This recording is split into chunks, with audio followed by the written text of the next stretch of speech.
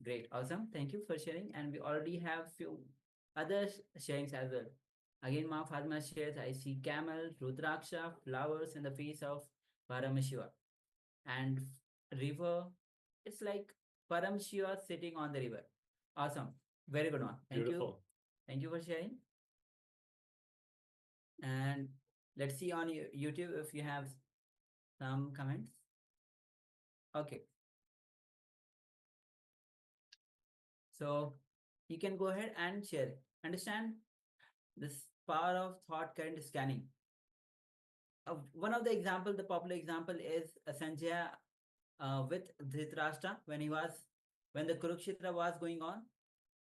Dhritarashtra asked Sanjaya to reveal what is going on, what their sons are doing in the Kurukshetra war, what Kauravas are doing, what Pandavas are doing. He was very curious because he was blind. He himself was not able to go to the Kurukshetra war. So Sanjaya, with the power of his third eye, the power of remote vision, he not only scanned what is happening, but what is happening inside thought currents of every individual who were there in the Kurukshetra war. So go ahead, take a moment and share what all it was revealed to you. Yes, and as always, it is not the first priority that you get the correct answer. This is not a school test where you are graded based on the right and wrong answers that you give. It is all about manifesting oneness with Paramashiva, oneness with Swamiji. So manifesting the powers is just you saying yes. You acknowledging that Swamiji is already manifesting in your life, already manifesting through you, and you deciding to make yourself available for him to flow through you. Whatever is being revealed, whatever is being manifested is what is needed at that moment of time. Sometimes you might sit for the power of consciousness over matter, and all of a sudden you see there's gold specks manifesting on your palms. Something is materializing on your padukas, or you actually get some insights into what you need to do now. You get some clarity, some intuition. So understand, Shakti is intelligence. It is not like some electrical current that you just put into a circuit and it does exactly what you want. No, it does what is best, overflowing. So celebrate and anticipate that it will reveal itself to you. Consciousness will reveal itself to you as you sit more and more for the power manifestation. It is ultimately the science of manifesting enlightenment itself. Yes. So please go ahead and share. And short while we'll also reveal what acharyas were actually thinking about. Okay. So the acharyas, we were thinking about the banyan tree, and we are discussing about the banyan tree, how the banyan tree itself is age old. For years it has been there. Swamiji says that even during Rama times he was there, it was there, and even the Swayambhu Linga, which is there in the Adi Kailas, was actually near the banyan tree. Yes, Maharaj had shared how Sri Rama had done the tapas and revealed what was revealed to him to Sri Hanuman. And yeah, if you think about the Adi Kailash banyan tree, naturally Nandi is located not far away, Yes, facing directly towards the banyan tree. So yes, and just in a little distance we have the Gar Mandir itself, where Paramshiva and Parashakti is residing with Nandi, of course, just in front.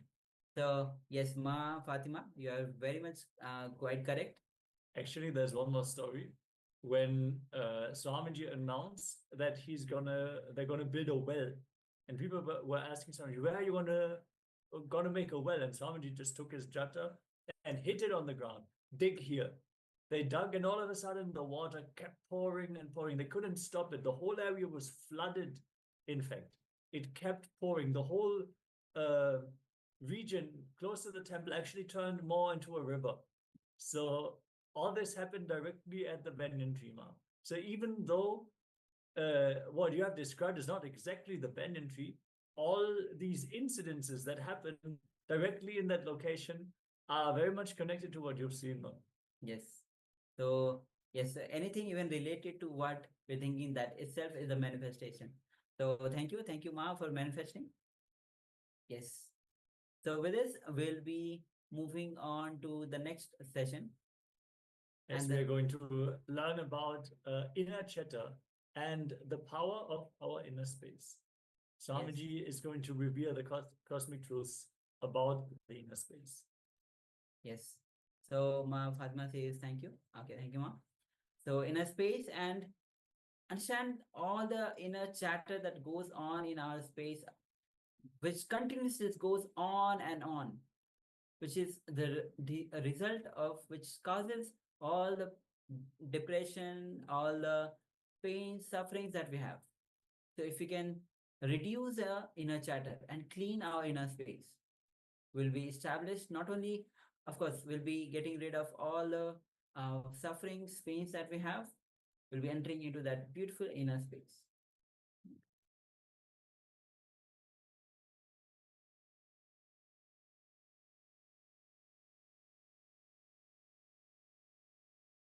Inner chattering means whether you are driving or washing or cleaning or eating or cooking or sitting or watching TV, whatever you may be doing, there's a 24-hour FM going on inside.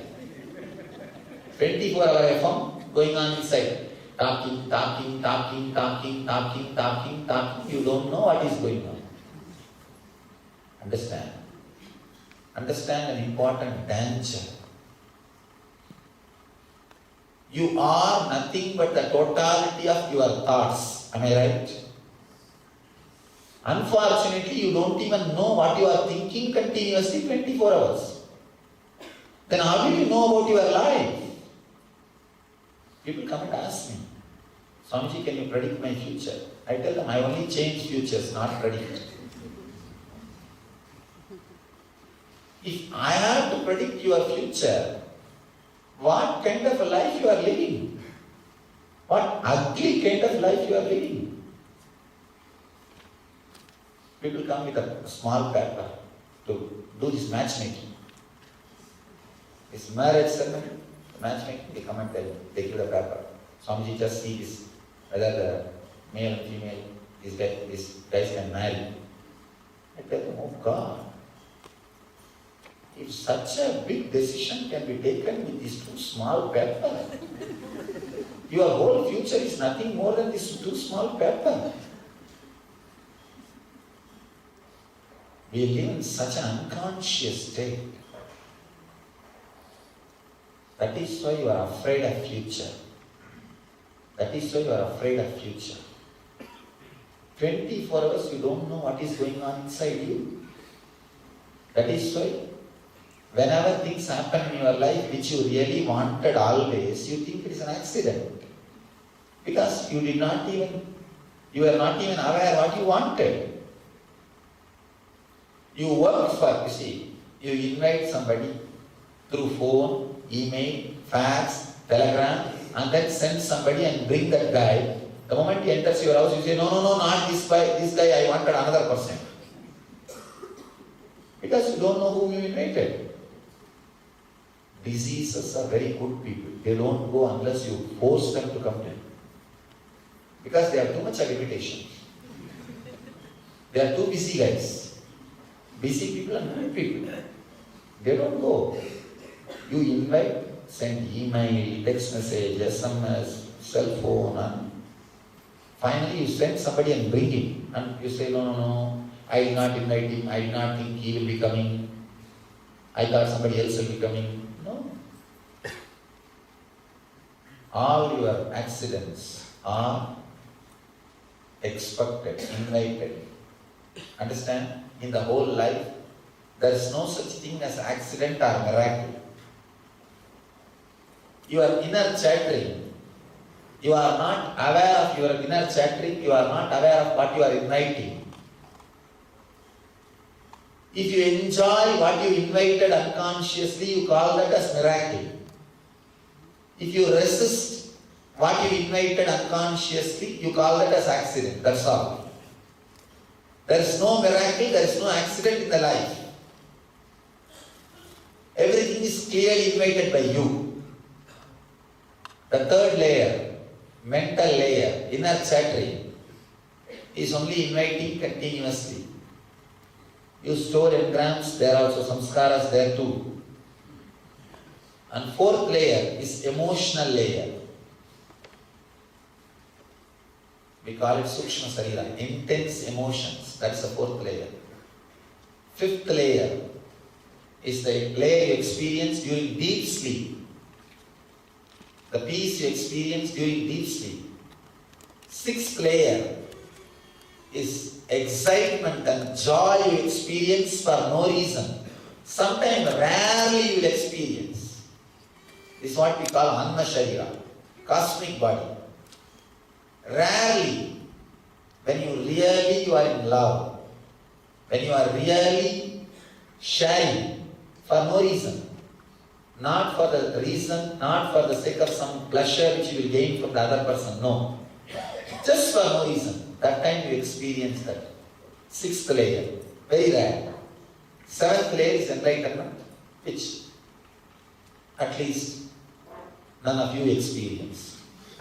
But unfortunately, I have to listen and see what they are teaching. Today we will enter into few sutras.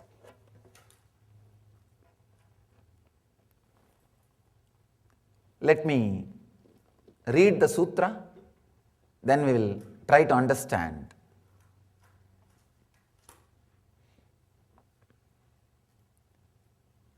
I am giving you only the English translation. Blessed one, as senses are absorbed in the heart, reach the center of the lotus.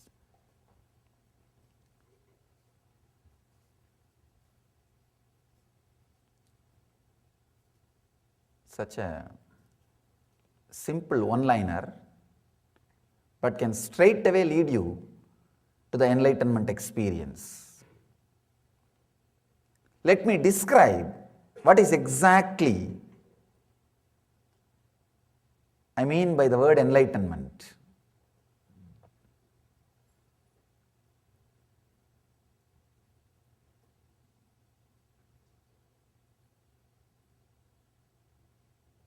Ramakrishna says beautifully, whenever I try to explain exactly what is enlightenment, I am blocked.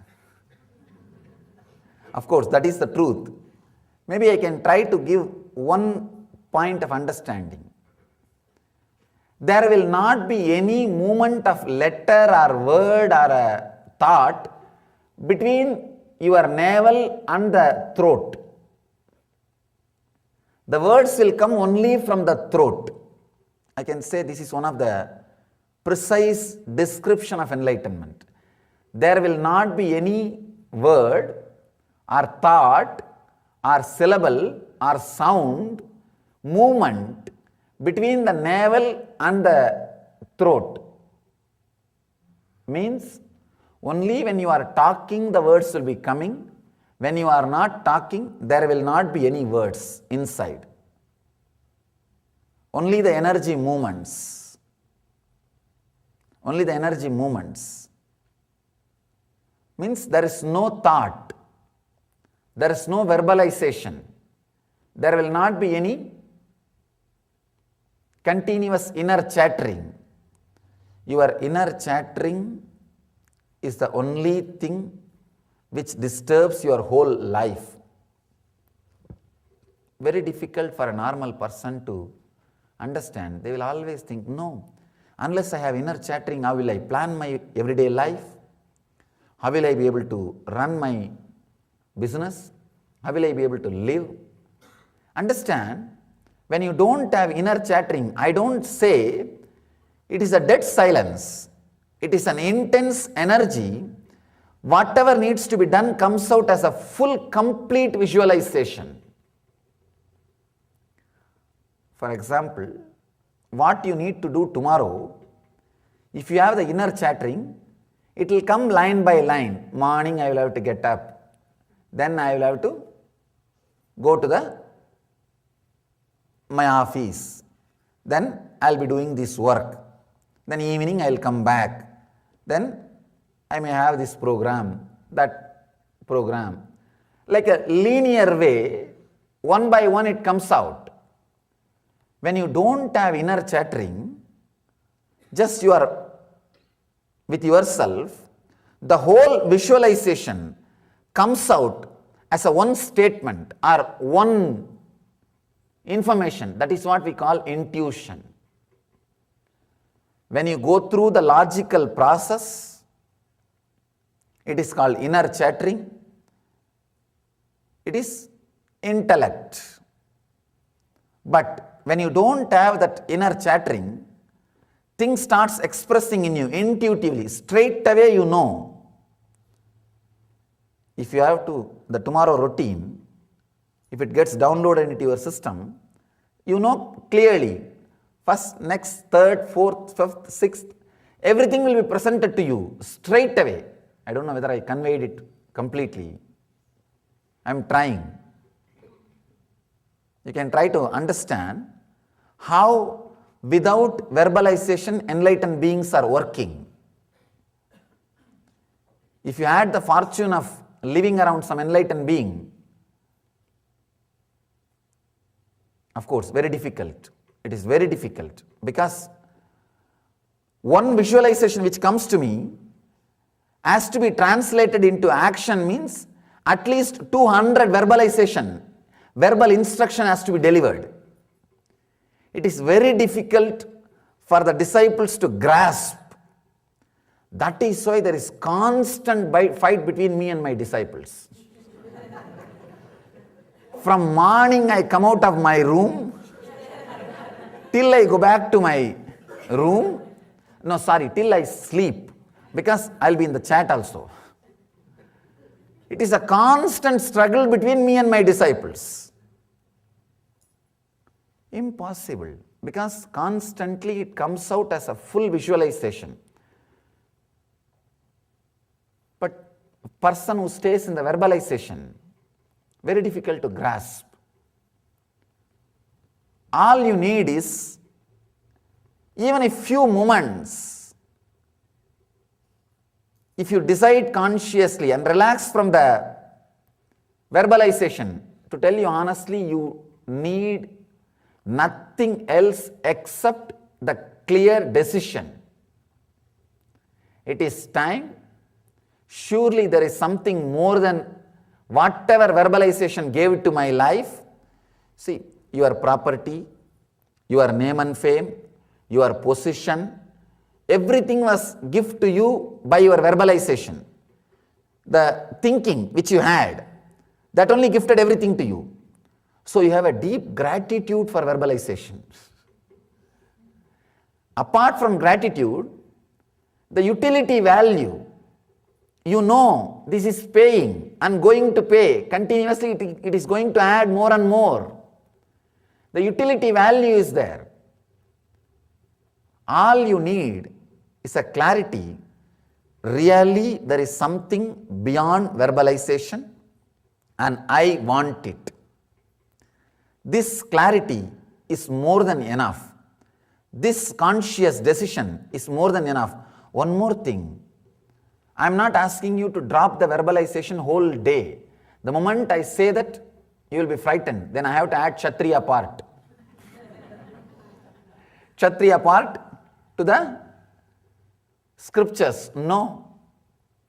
All I am asking, even if you can drop for a few minutes before starting to the office, I'll sit and few minutes I'll decide no inner chattering. Understand, you do not know the power of your intention. Somebody asked me, Swamiji, I also decide no inner chattering, but that word itself is one more inner chattering. How can I remove the inner chatterings? Understand, mind can kill the mind.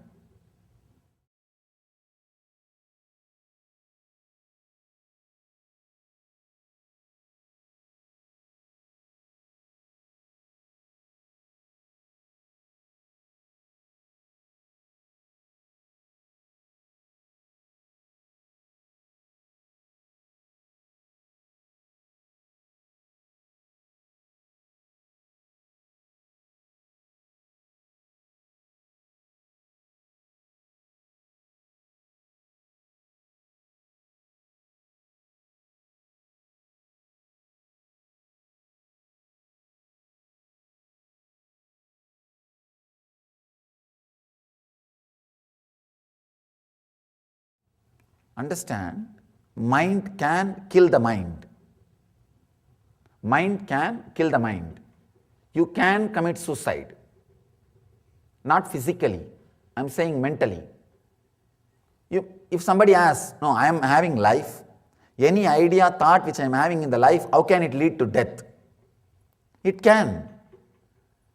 Your mind may be having life now. Don't think it can't lead you to the mindlessness. It can lead you to mindlessness. The conscious decision not to have inner chattering, at least for a few moments, will add so much energy into your being. It's as and now your mind is like a hall filled with furnitures. Can you say, oh, whole hall is filled with furnitures? How can this hall become empty? No. It can become empty if you start removing one by one. The conscious decision to have the mindless state is like removing the furniture one by one. Just few moments per day, if you can decide consciously and sit, maybe for 1 month decide it as a routine. After that you don't need to do it as a routine. After that you will see the very taste calls you back. The very taste calls you back.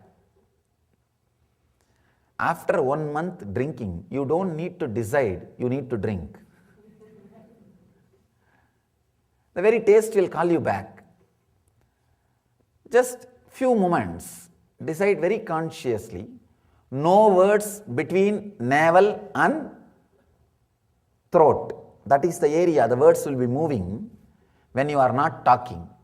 From Manipuraga chakra to Vishuddhi chakra, that is the area the words will be constantly moving, even when it is not needed.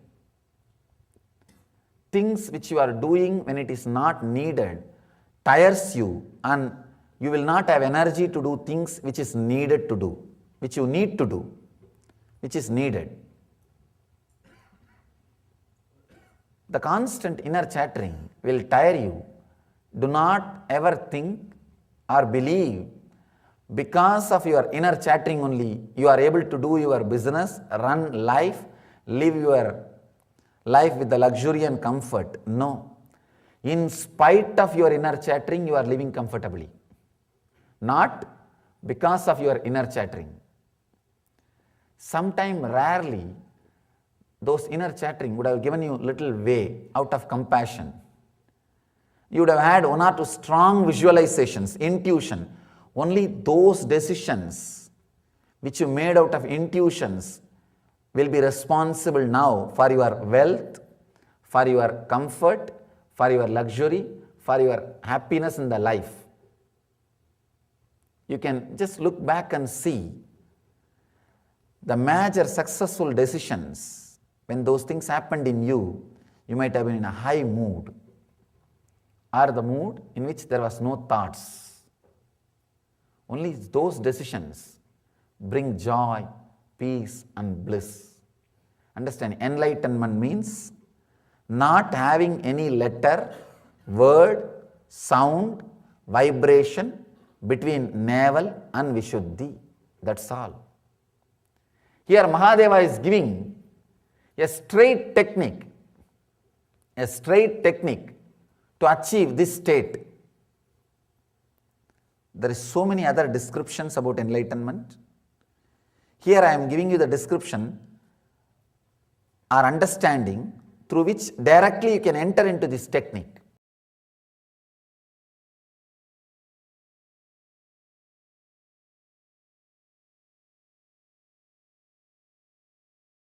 Your inner space. The whole world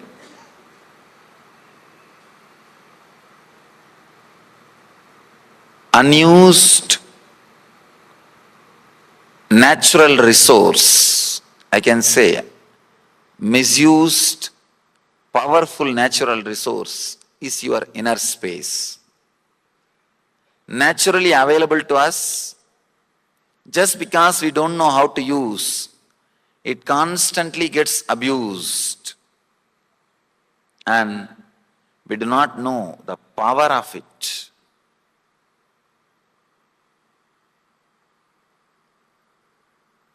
Just the simple one understanding. Again and again, from time immemorial, the enlightened masters are landing on the planet Earth and saying that life is joy and ecstasy and bliss. Again and again.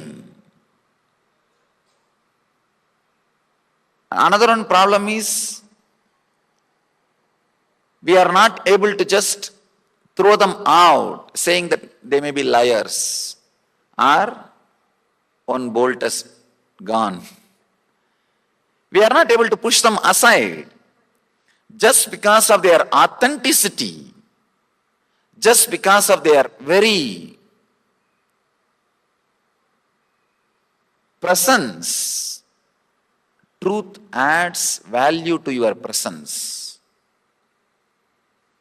When Vivekananda addressed the Parliament of Religions, he started, "Dear brothers and sisters of America." The reminiscences, people who witnessed the scene, they say that it took at least 10 minutes for the crowd to settle down.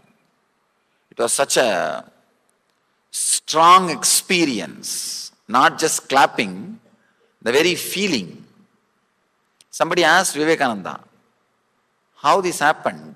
Because every day you see in the street so many people calling you sister, brother, all those things. The problem is, when they call sister or brother, you don't know what for they are calling. There is a beautiful word in Sanskrit, ojas.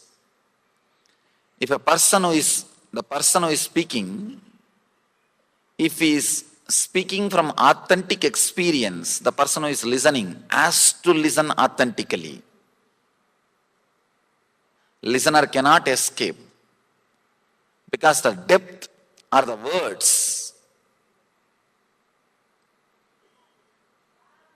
will have its own quality. Not only that, anything comes out of the pure inner space has to penetrate your inner space, has to enter into your inner space.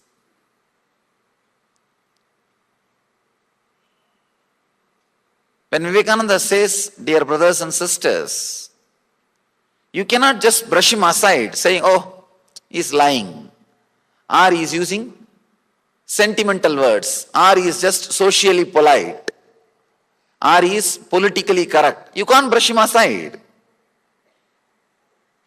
because it will be such a strong experience. It will be such a strong word. You cannot push the master's words aside. I always tell people, either you agree completely with me or you disagree completely with me. That's a big problem. But you cannot push masters aside. Again and again they are happening, and they say that life is joy, life is ecstasy, life is bliss, life is ananda. But in our daily routine, it doesn't seem to be true. And it doesn't seem to be reality. That is why I have seen many times this happening. People who live closely with enlightened masters, living masters, they can't understand what is going on. This guy is constantly radiating so much of joy, so much of ecstasy. I always tell people, if you live with the living master, either you should become enlightened or you will become mad. No other way. Because you are too close to truth. It's a dangerous zone. Either if you are cooperating, if you are letting that process to happen, if you are involving yourself, you will become enlightened. If you are resisting, the resistance will be too much, because every moment you have to resist, and you don't have so much of energy to resist.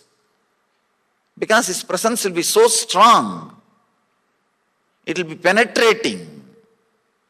To resist an enlightened master, you need almost equal energy, which is practically impossible.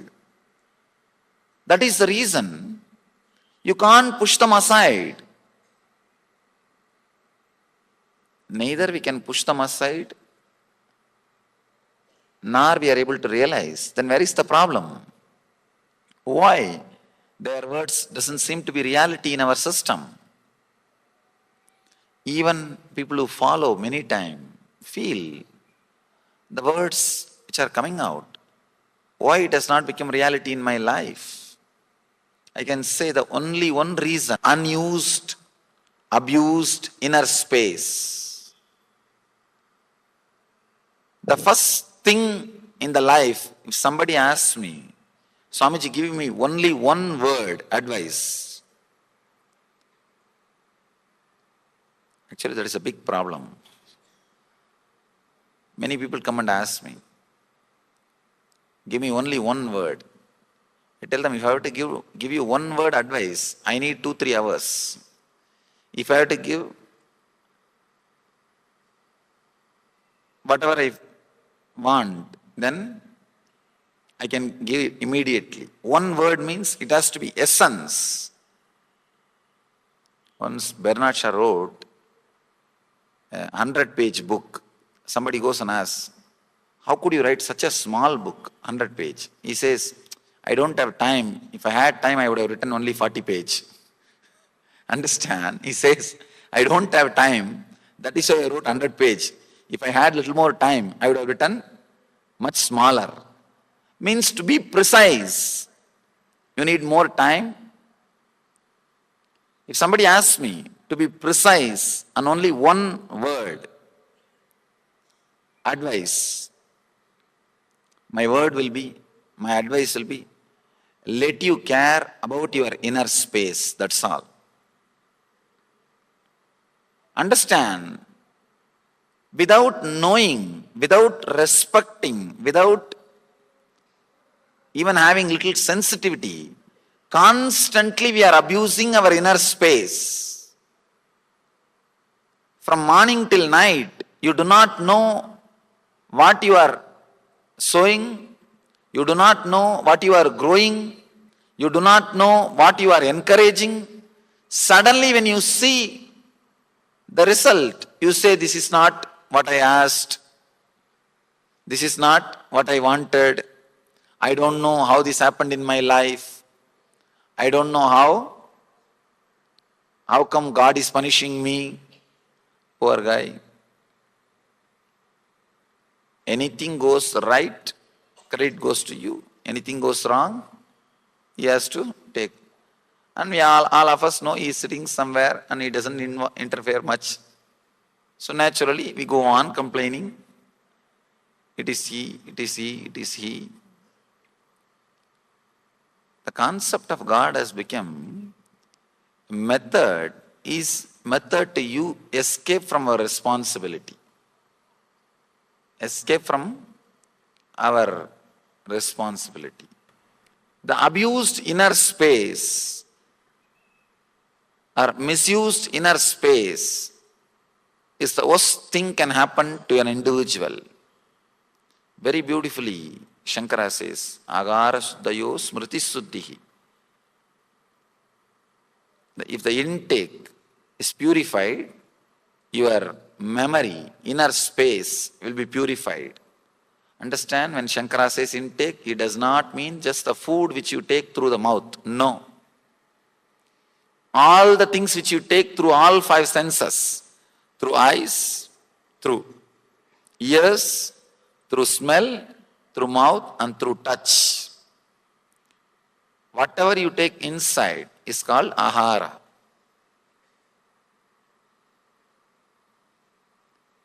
Our inner space is constantly abused by wrong diet, wrong food, poison.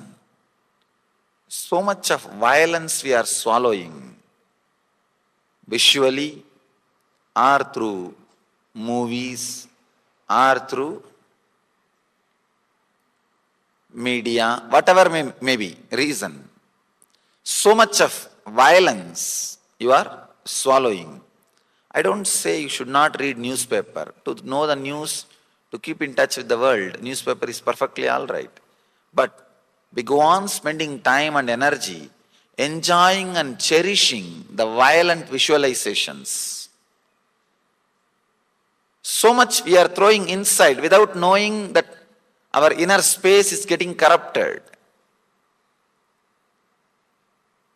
The corruption which happens to your inner space is what I call samskara, engraved memories. The memories which goes and sits inside your inner space and makes you go through same experience, makes you do same kind of actions, even if you don't want.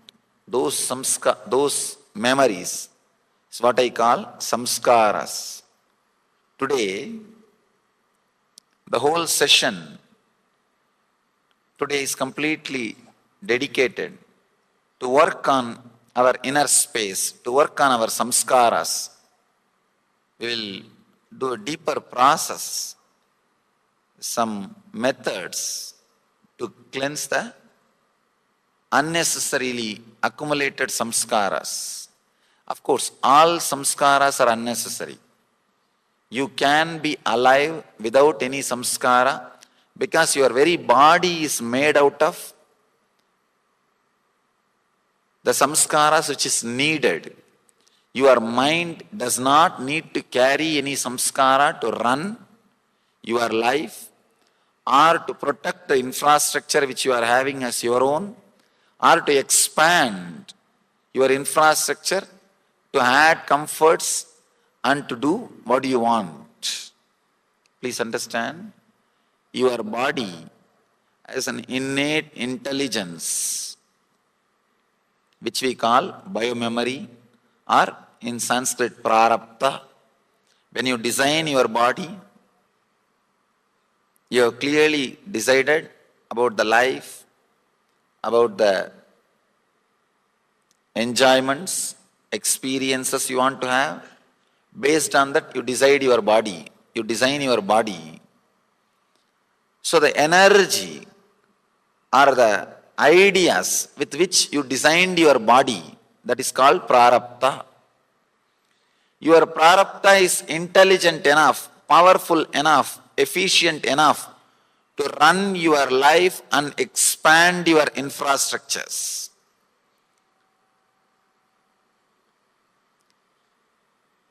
Any samskara which is operating in your conscious or unconscious layer is nothing but a hindrance for the fulfillment of your life. Any samskara, please understand, any samskara.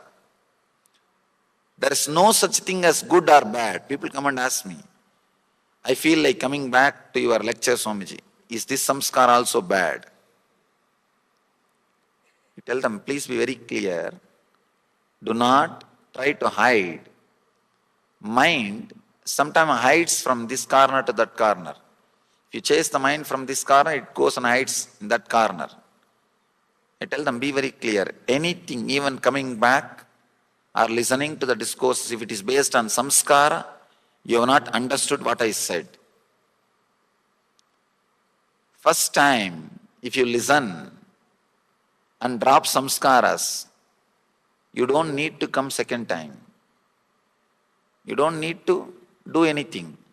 Sometime you will see, without samskara, just out of a deep gratitude or ecstasy, you may come back. That is perfectly all right. But not as a habit. People who come and sit as a habit, be very clear, I can be 100% sure they will not be listening what I am talking. Because they will have one more habit. They have mastered the art of sitting with open eyes and sleeping. They may not be moving their head. Sometime I have seen, they will be, especially in the modern day, our schools and colleges teach kids how to sit with open eyes and sleep. Eyes will be wide open, sitting very straight, but you will see their mind will not be here. The mind will be somewhere else. As I was telling yesterday, daydreaming. If you are here out of habit, I don't think that is going to help. Because again, the next habit, even if the body is there, mind will be somewhere. That habit will be there. I always tell people, early morning when you get up and put the brush in the mouth, mind is already in the office. When you are sitting in the office and operating your computer, mind is already in the beach or the temple evening. When you are in the temple, your mind is already in the house. By the time you reach the house and settle down, mind is already thinking about what to do tomorrow, next day routine. One thing is sure, if you are here, your mind is not here. Because constantly it is running here, there, here, there. Filled samskaras. Inner space filled with samskaras is hell. Inner space without samskaras is heaven. So do not try to classify good or bad. Samskara by itself, by its very nature, is negative. By its very nature is depressive. I always tell people, if you come and sit just out of samskara, after 2 days the same thing will be boring. Anything done out of samskara, suddenly you will see it becomes empty, it becomes boring, it becomes simply unrelated to your life. Any moment happens with a deep understanding. Any moment happens out of your pure inner space, adds value to you. From the young age, we collect so many different samskaras through so many ways, accumulate, add, and reproduce. Samskaras do reproduce even without any further action. Just by thinking, you can strengthen samskaras. There are some samskaras which can be strengthened only by action. There are some which will be strengthened by information. There are some neither needs action nor needs information. Just remembrance is enough. They will get strengthened. We collect various level samskaras, engraved memories, and store in our system and expand, multiply, create more and more hindrance. Now, I'll take few minutes to analyze whatever I expressed. Please understand. Now, whatever I expressed is more like atato brahma jignasat. Let us inquire into the reality. So I proposed whatever I want to propose. Now you can analyze it through your questions. It's like a churning. The master's experience and the disciple's logic is used to churn. When the disciple's logic is used to work and the churn with the master's experience, suddenly you will see the amrita, the master's experience, comes out. If the disciple's logic is not intelligent enough to stay with the master patiently, then that logic emits something. It is called poison. That logic will escape, run away out of its tiredness. When it thinks it is not going to survive, it will emit poison. Just like that Vasugis. If you know the churning, the Milky Ocean, the story, the Vasugi, the snake can be called as disciple's logic. When the Vasugi thought it won't survive, it started vomiting poison. When the logic feels it can't survive, these great truths, it is going to disappear. The life is going to take different direction. It vomits poison, which I call doubt, and creates problems. If you have patience to work with the master's experience, which is the Meru hill, you will see Amrita, enlightenment comes out of your system. Let us churn the master's experience with the questions so that you can internalize all these great truths, all these great revelations. Then we will enter into the process and meditation technique. First, let me answer. See, here he's asking, animals don't get married and live a free life. Why should we get married and suffer? Is there anything that is in a marriage that is not provided for animals? Yes. Yes. Animals take birth as polygamous and die as polygamous. Human being, in seed, in potential form, when he is taking birth, he is polygamous, but he should not die as polygamous. He should become monogamous. Understand, that is what is maturity. Suddenly you will see, when you start growing inside you, the deep friendliness liberates you from lust. Please understand. Just yesterday, in our ashram, I was discussing about this. In our ashramites meeting, I was taking classes for my brahmacharis about the celibacy and sannyas. There were some very intimate questions and answers. Sessions was going on. There I made a statement, very important truth. It is not just for swamis, even for everyone, we need to understand.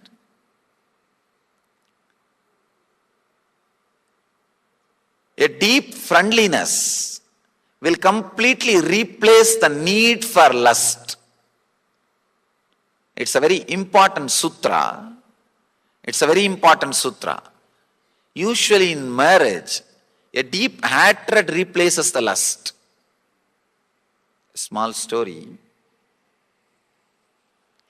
30-year-old guy goes to the doctor. After thorough checkup, medical checkup, doctor says, your health is not for married life. You have to completely drop physical relationship. You have to be celibate, alone. This guy says, no, I'm just 30. I cannot suddenly quit. I cannot suddenly stop. Give me some other alternative. He says, all right, then marry. Slowly it will automatically taper down. Understand, a deep hatred starts replacing the need for lust. But the truth is, a deep friendliness can replace the need for physical relationship. If the deep friendliness replaces the need for physical relationship, that is what we call vanaprastha. In the Vedic tradition, a ripened married life. When the married life gets ripened, it's called vanaprastha. In the Vedic marriage, there is a beautiful Asirvachana, means the blessing statement. During the marriage, the blessing is given to the woman, let you become your, to the man, the blessing is given, let you become the 11th son of your wife. For her, the blessing is given, let you become the 11th daughter of your husband. Means, after 10 years of living together, the deep friendliness, if it grows, suddenly you will see the need for the physical relationship comes down, tapers down. So I really feel the marriage system has something to contribute. At least our masters had something in their heart when they created this system of family, so surely marriage system has something to add to you than the animal life. I can say deep friendliness. I can say it's like the physical relationship is more like confirming whether the other person is still in need of me, or still the other person wants me, or still the other person loves me or not. If that guarantee, the confirmation, the other person is in love with you, the other person really needs you, the other person will miss you, the other person loves you.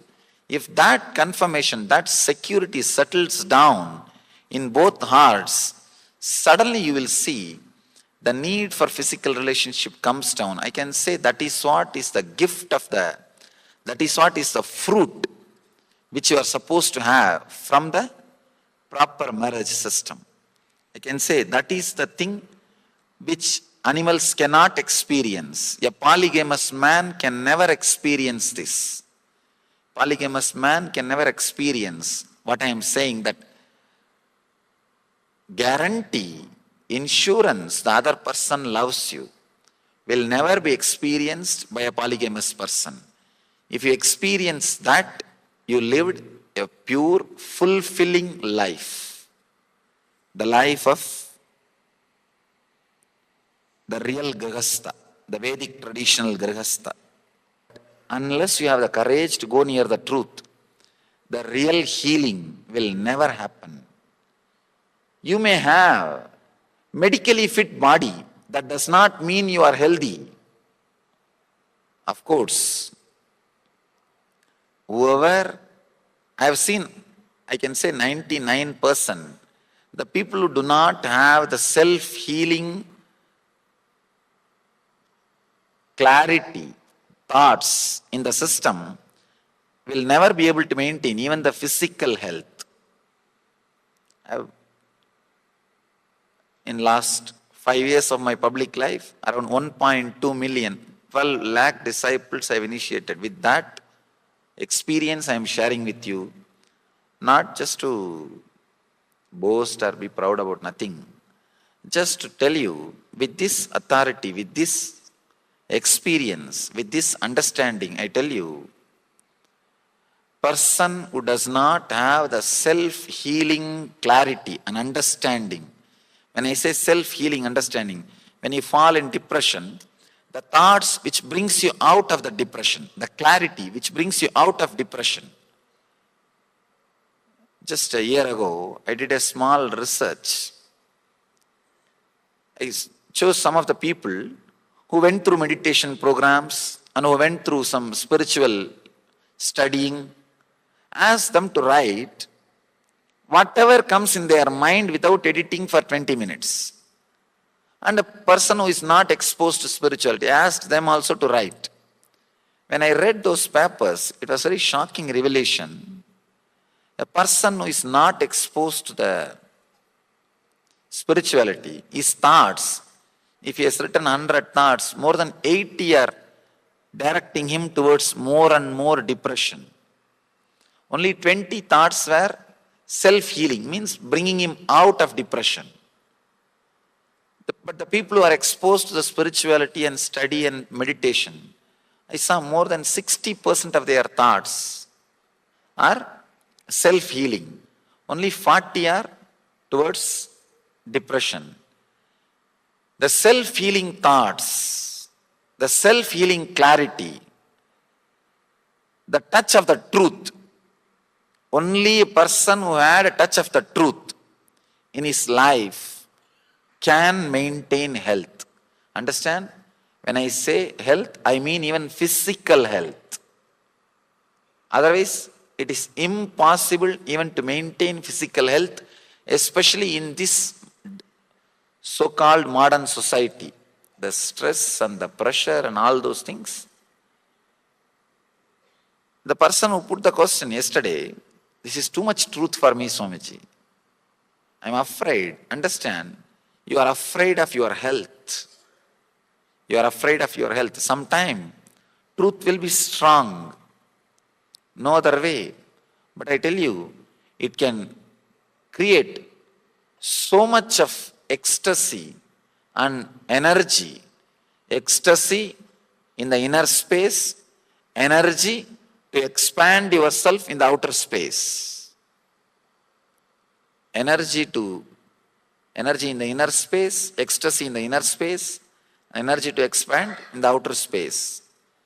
Yesterday, the one concept which I was explaining again and again,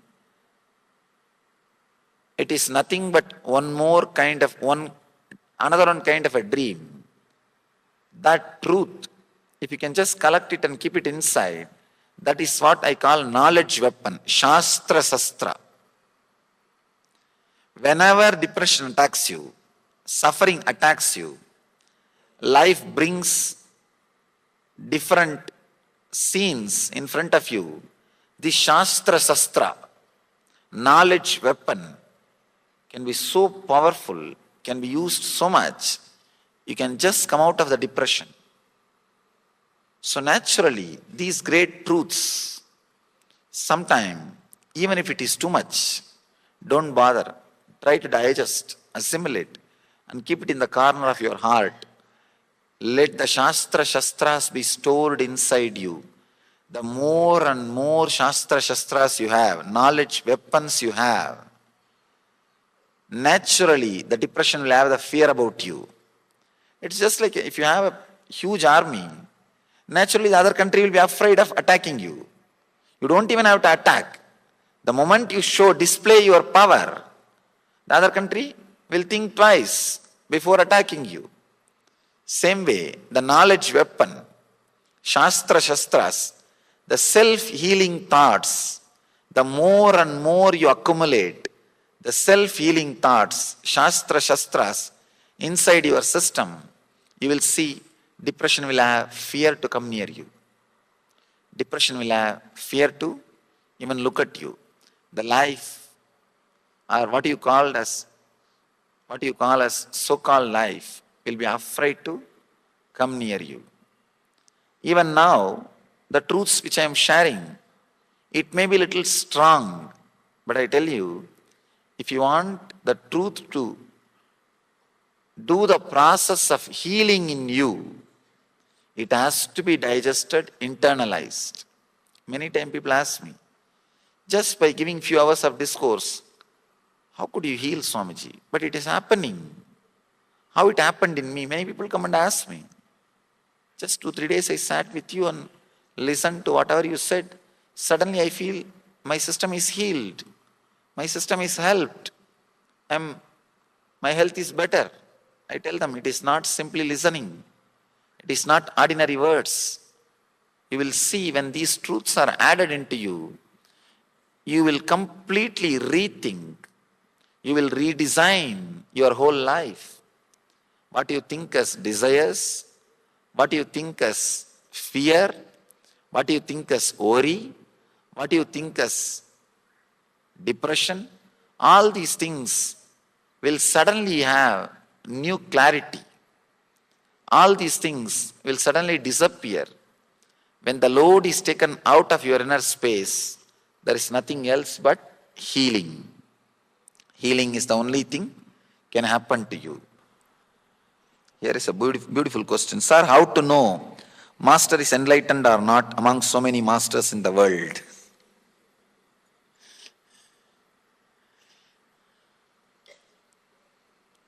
I tell you, even if the master is not enlightened, if your heart feels connected, just go behind him. Even if he is not enlightened, you will become enlightened. Understand? If your heart feels connected, just go behind him. Even if he is not enlightened, you will become enlightened. If your heart is not feeling connected, even if he is enlightened, he can't help you. Just forget about him. Even if he is enlightened, if your heart is not feeling connected to him, if you are not just feeling that vibration, that ecstasy, that falling in tune with him, he will not be able to help you. Just forget about it. So, don't have to bother whether somebody is enlightened or not. Bother more about whether you feel connected or not. It's one of the best way to avoid spiritual growth, judging the masters. It's a very, if you want to avoid spiritual growth, best method is judging the masters. Start judging so that you don't have to judge you. Many people come and ask me. One guy the other day asked me, young guy, he said, like how Vivekananda asked Ramakrishna, have you seen God? I am asking you, have you seen God? He asked me. He says that how Vivekananda asked Ramakrishna, same way I am asking you, answer me. Have you seen God? I told him. When Vivekananda asked Ramakrishna, Ramakrishna said yes, and Vivekananda was courageous enough to follow Ramakrishna. I tell you, not only I have seen, I am ready to show. Come on, that guy disappeared. We go on judging the masters, but do not bother about our qualification. I tell you, if your heart feels connected, if you feel some goodness being around him or about him, just go behind. Even if he is not enlightened, you will become enlightened. I have seen many disciples becoming enlightened and masters unenlightened.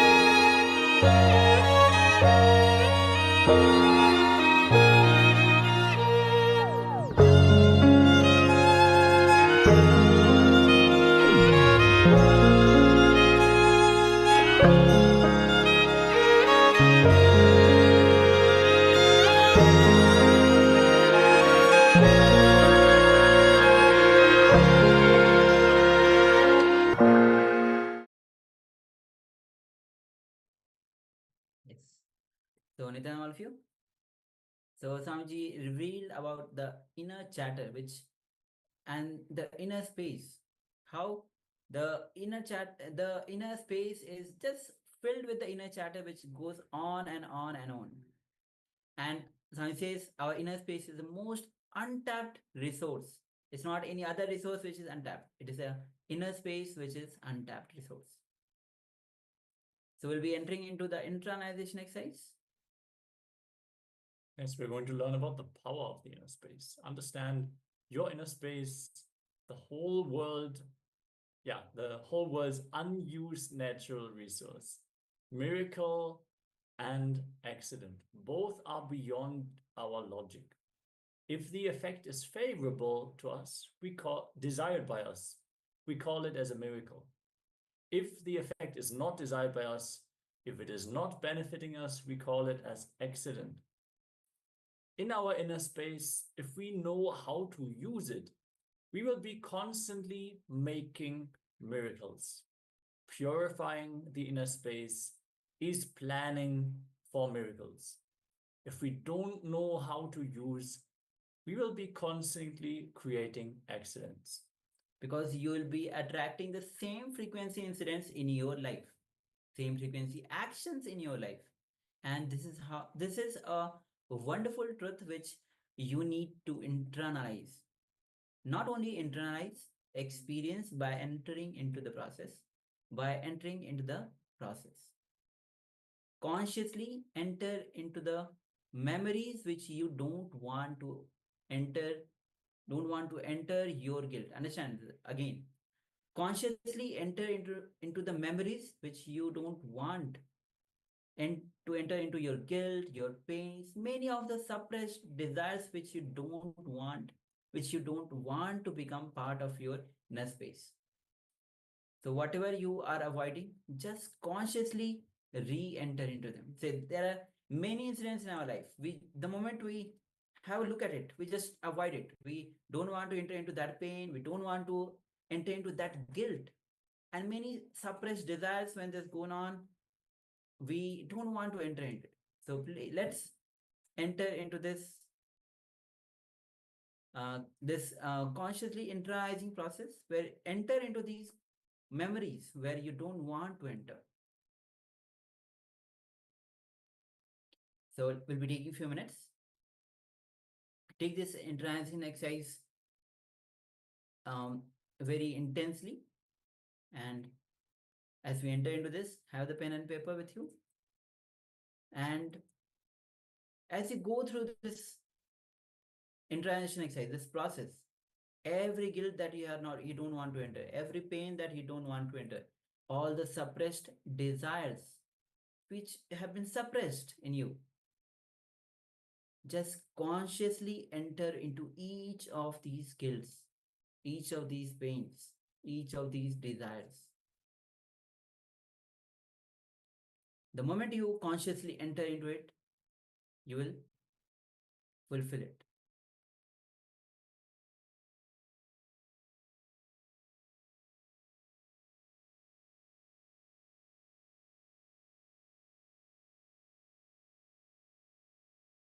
So now let's get ready to enter into this process. We'll be projecting the slide for your reference. So let's begin.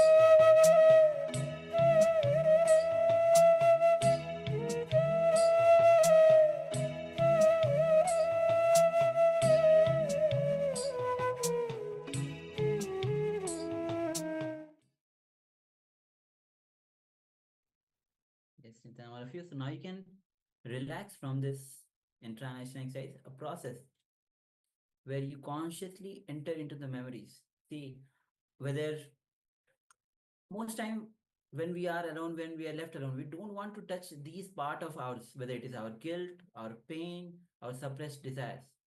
We always avoid. But when you consciously enter into these memories, you'll see you will relieve all these memories. Actually, many times we fear that if we enter into these thought patterns, these ideas, that we strengthen them. Actually, by consciously going through them, you relieve yourself from them. When you suppress them, you give more energy to them. You leave them as an incompletion, as not completely lived through in your inner space. So it has to be re-invoked again and again until you experience it completely.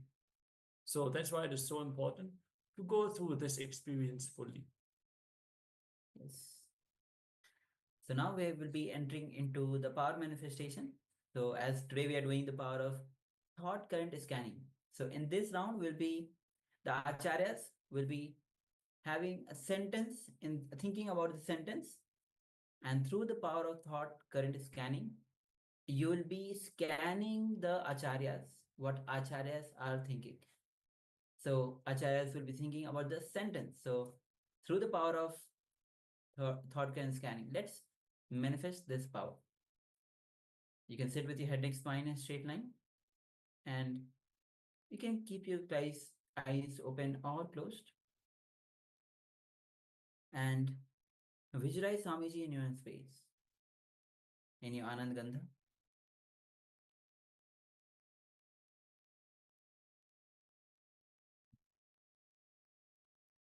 Feel his infinite love, his compassion overflowing through you.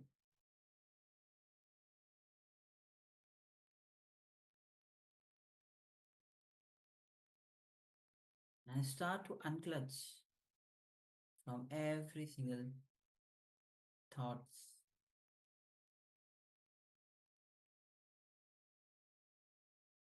Now from that pure unclutched space, let's start chanting the Mahavakya. Om Nithyananda Paramashivoham. Om Nithyananda Paramashivoham. Om Nithyananda Paramashivoham. Yes. So as you enter into this power manifestation, declare to, as you scan, ask Swamiji to reveal the sentence that the acharyas are thinking about. So let's enter into this manifestation. Let's begin.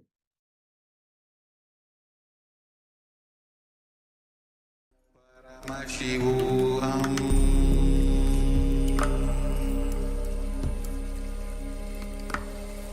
Om Nithyananda Paramashivoham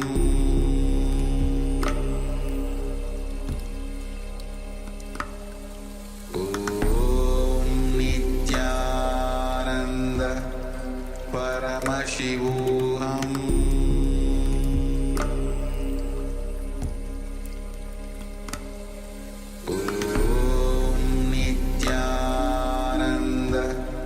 Paramashivoham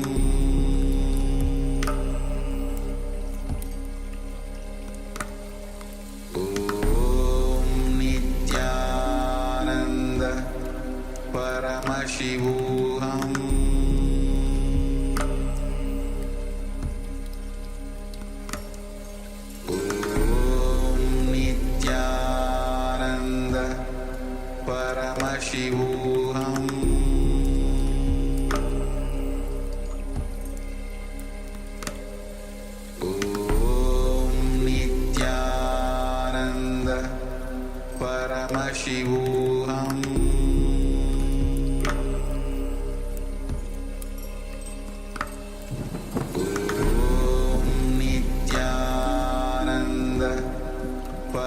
Paramashivoham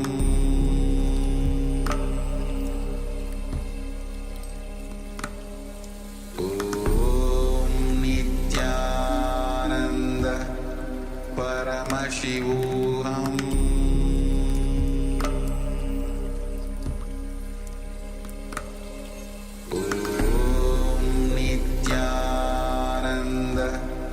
Paramashivoham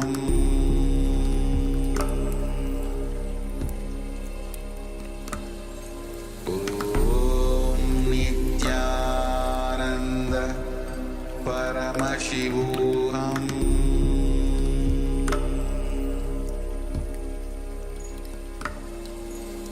Om Nithyananda Paramashivoham Paramashivoham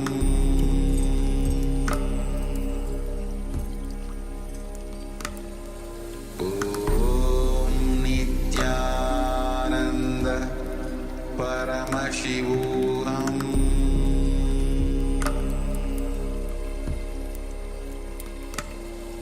Om Nithyananda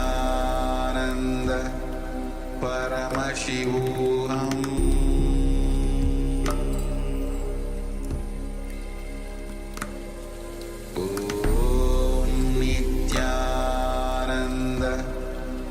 Paramashivoham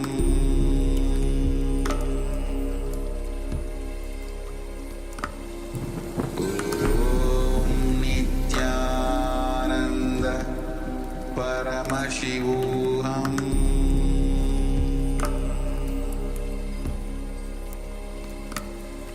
Om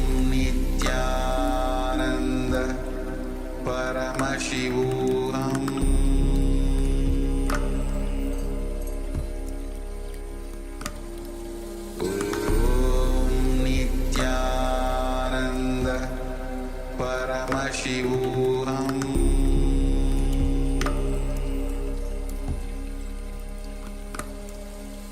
Om Nithyananda Paramashivoham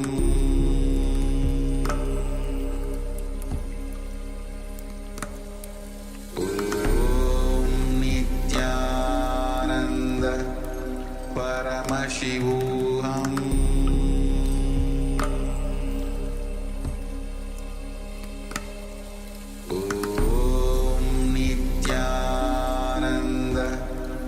Paramashivoham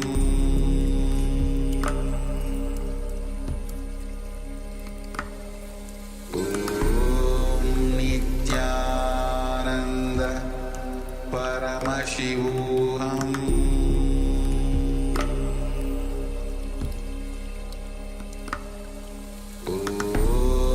Nithyananda Paramashivoham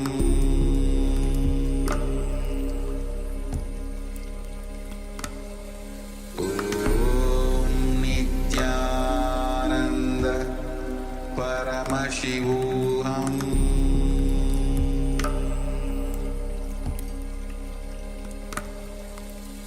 Om Nithyananda Paramashivoham Om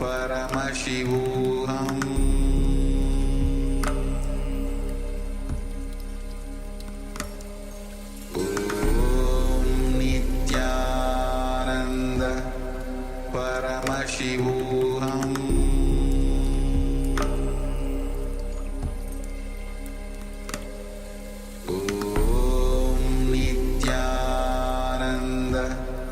Paramashivoham Om Nithyananda Paramashivoham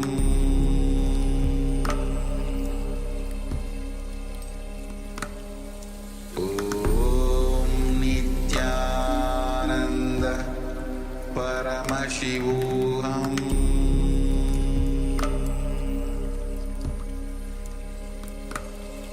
Om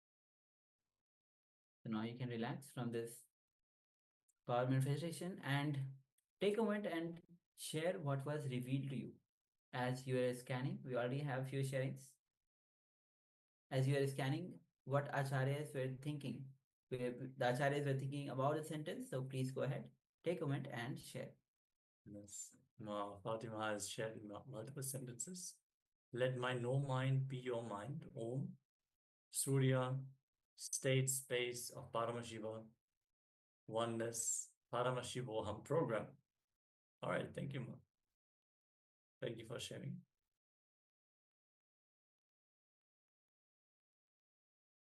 Just waiting for another few moments as we receive other sharings as well. And even all the persons who are following us on YouTube, you can also start connecting with us by sharing.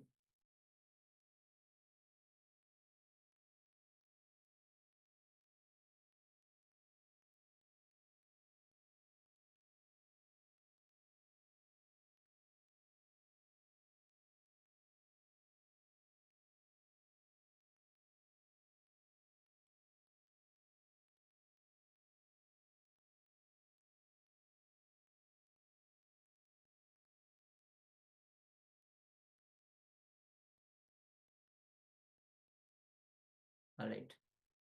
So now we'll be revealing what the acharyas were actually looking at, thinking about the sentence. Yes, we had just opened any page from the Bhagavad Gita decoded from Bhagavan, and the first sentence that jumped out was enriching and completion both should be practiced simultaneously. And we were like discussing about this, how this is directly related to how Swamiji referred to the Ramakrishna mission and how our mission really is building the boat while swimming, and how this whole Kailasa is enriching the world. So very beautiful. Yes. So thank you everyone for sharing and manifesting and participating in this power manifestation. So with this, we'll be entering into the next session, which is going to be on the chakra awareness. So this is the session as Swamiji himself will be guiding us to bringing awareness to each of the chakra. You'll be getting more into depth of it as Swamiji reveals. So you can sit with your head, neck, spine, and straight line to receive the powerful cognition. You can have the pen and paper with you. And as we enter into this revelation with Swamiji, have the full listening, and let's begin.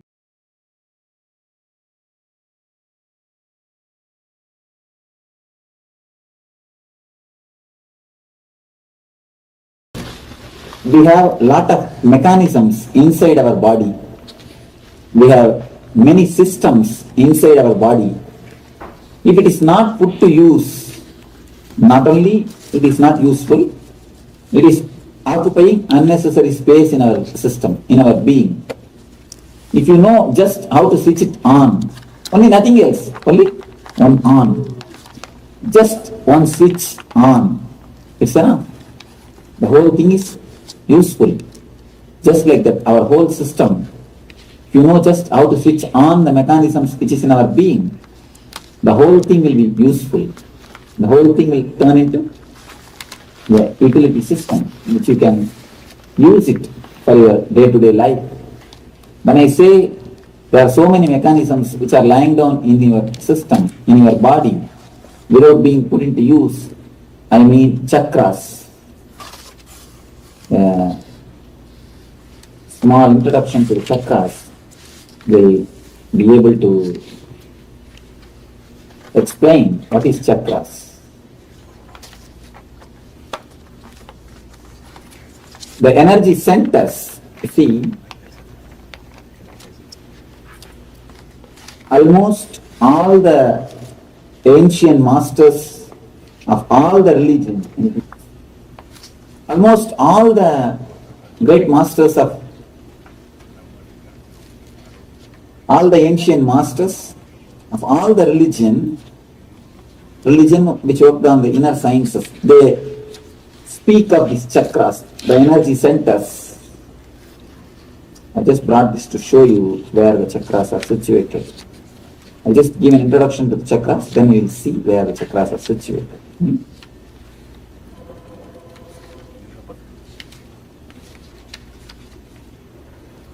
All the great masters of all the religion, they speak about the chakras.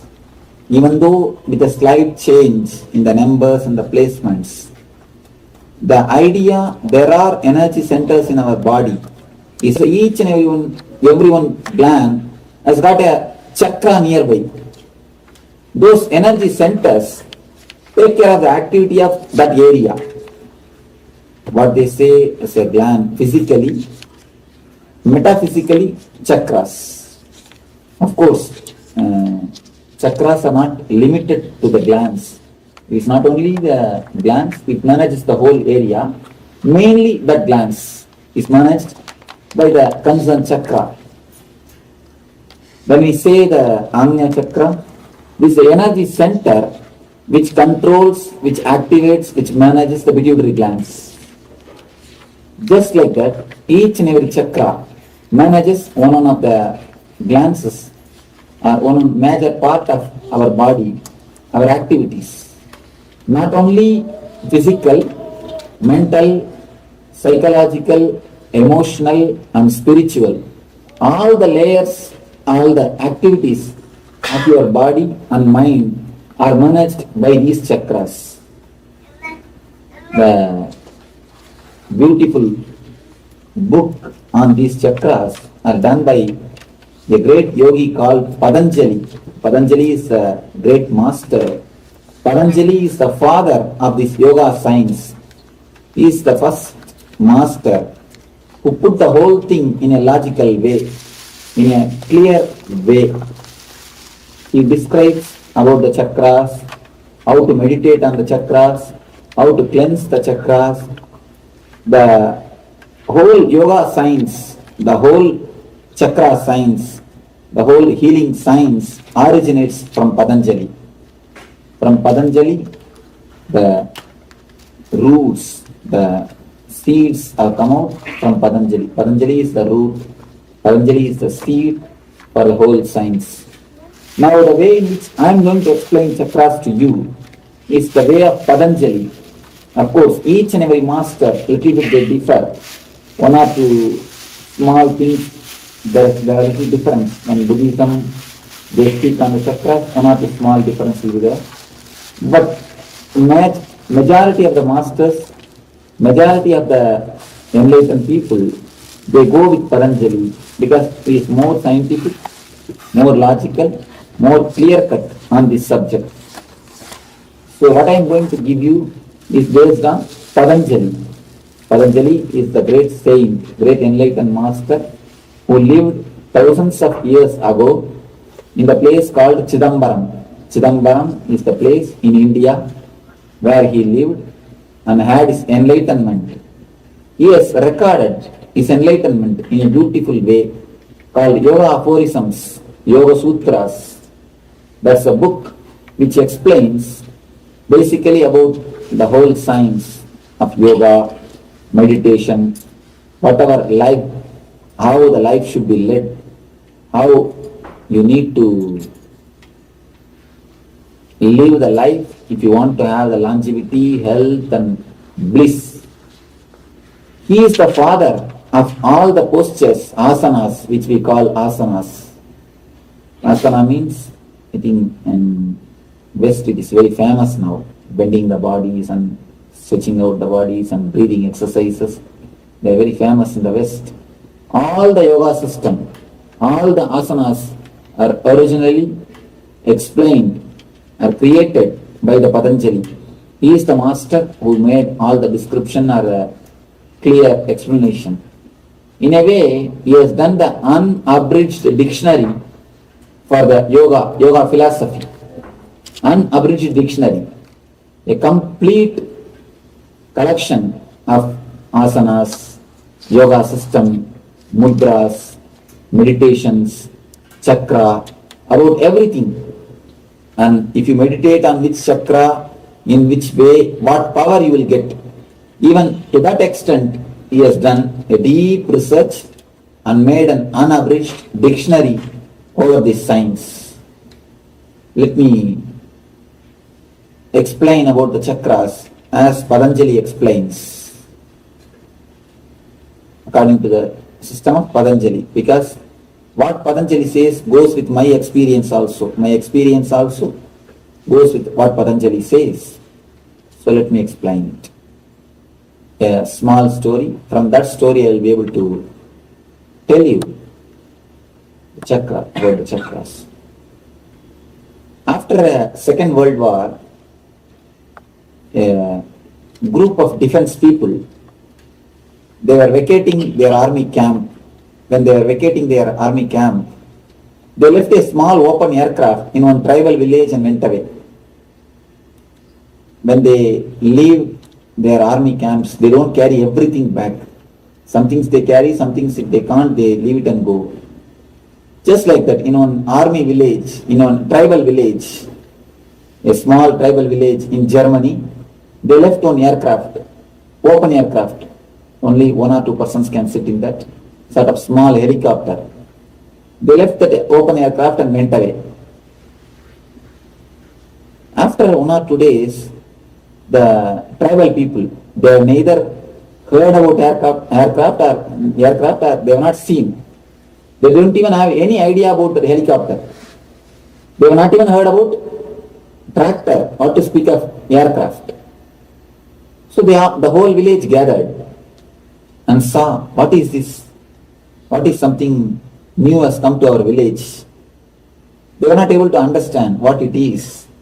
And they were just going around and round that vehicle.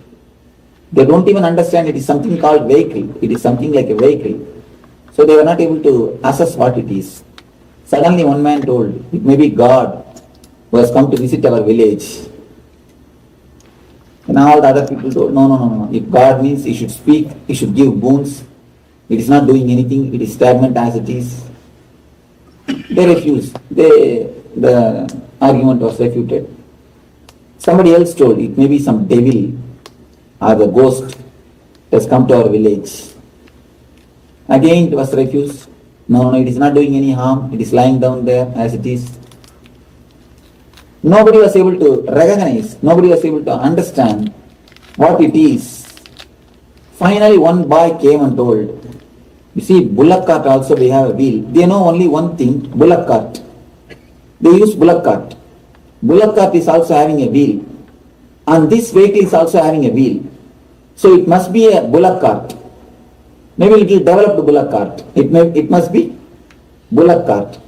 When it is told with a logical way, the whole village agreed, yes, it must be a bullock cart.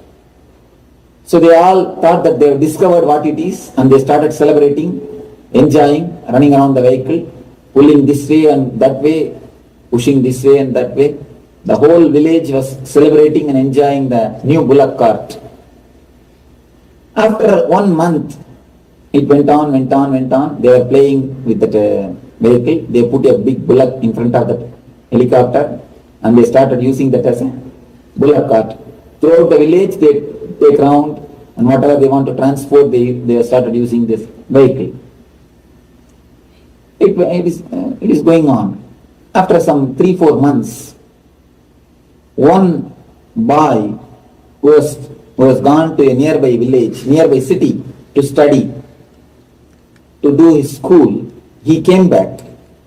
He was a tribal boy. He went to a nearby city to do his studies. He came back and he saw the whole thing. He thought it cannot be bullock cart.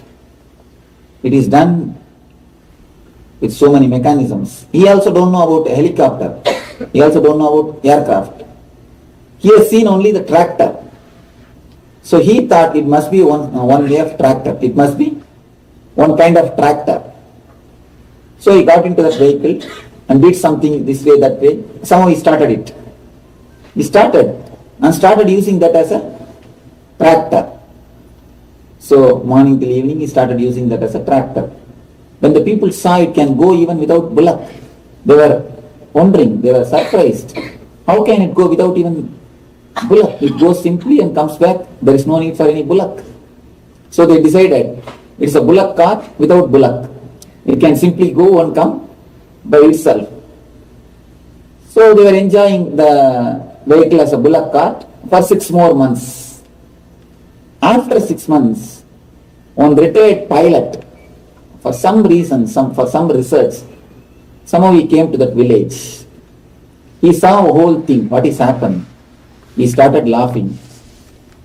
Then he explained to the villagers, see, it is neither a bullock cart nor a tractor, it's an aircraft. It can be used to fly. First, the villagers were not ready to agree it. What are you talking? How can it fly? It is such big mechanism, so heavy. Our body is much lighter than the mechanism. Even our body cannot fly. We cannot fly. It is more heavier than our body. How can it fly? They asked all logical questions. But the pilot told, you see, I cannot answer your logical questions. There are a lot of things which logic cannot explain. But the one thing I can do, I can fly and show. He got into the aircraft, he just took that, one round he went, he came back, he landed, and then he showed, you see, this much only I can do. Now you understand that it can fly, it's an aircraft. When the whole village surrendered and asked the pilot, yes, now we understand, it's an aircraft. You see, a very small story, if you understand deeply, you will be able to understand your whole life. The vehicle, the aircraft is what is the thing, our body. God has given this body to us. The tribal villages have used the same aircraft as a bullock cart. The next step, man used the same body, same vehicle as a tractor.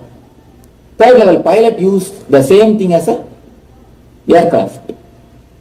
Same vehicle or the same instrument. One man is using it as a bullock cart, another person is using it as a tractor, the third person is using it as a aircraft. The same way, God has given a same system for all of us. The body is the system. This is the system given to us by God, given to us by the divine. The people who live with a normal life, very ordinary way of life, just taking birth, having their food, reproducing some more children and dying. Nothing more in their life. Just if you weigh their life, few Benz, few bungalows, little bit of money, that's all. Nothing more. They take birth, do something, and then they die. Somebody came and asked me, Swamiji, why in all the cemeteries it is written born on such and such a date, died in such and such a date?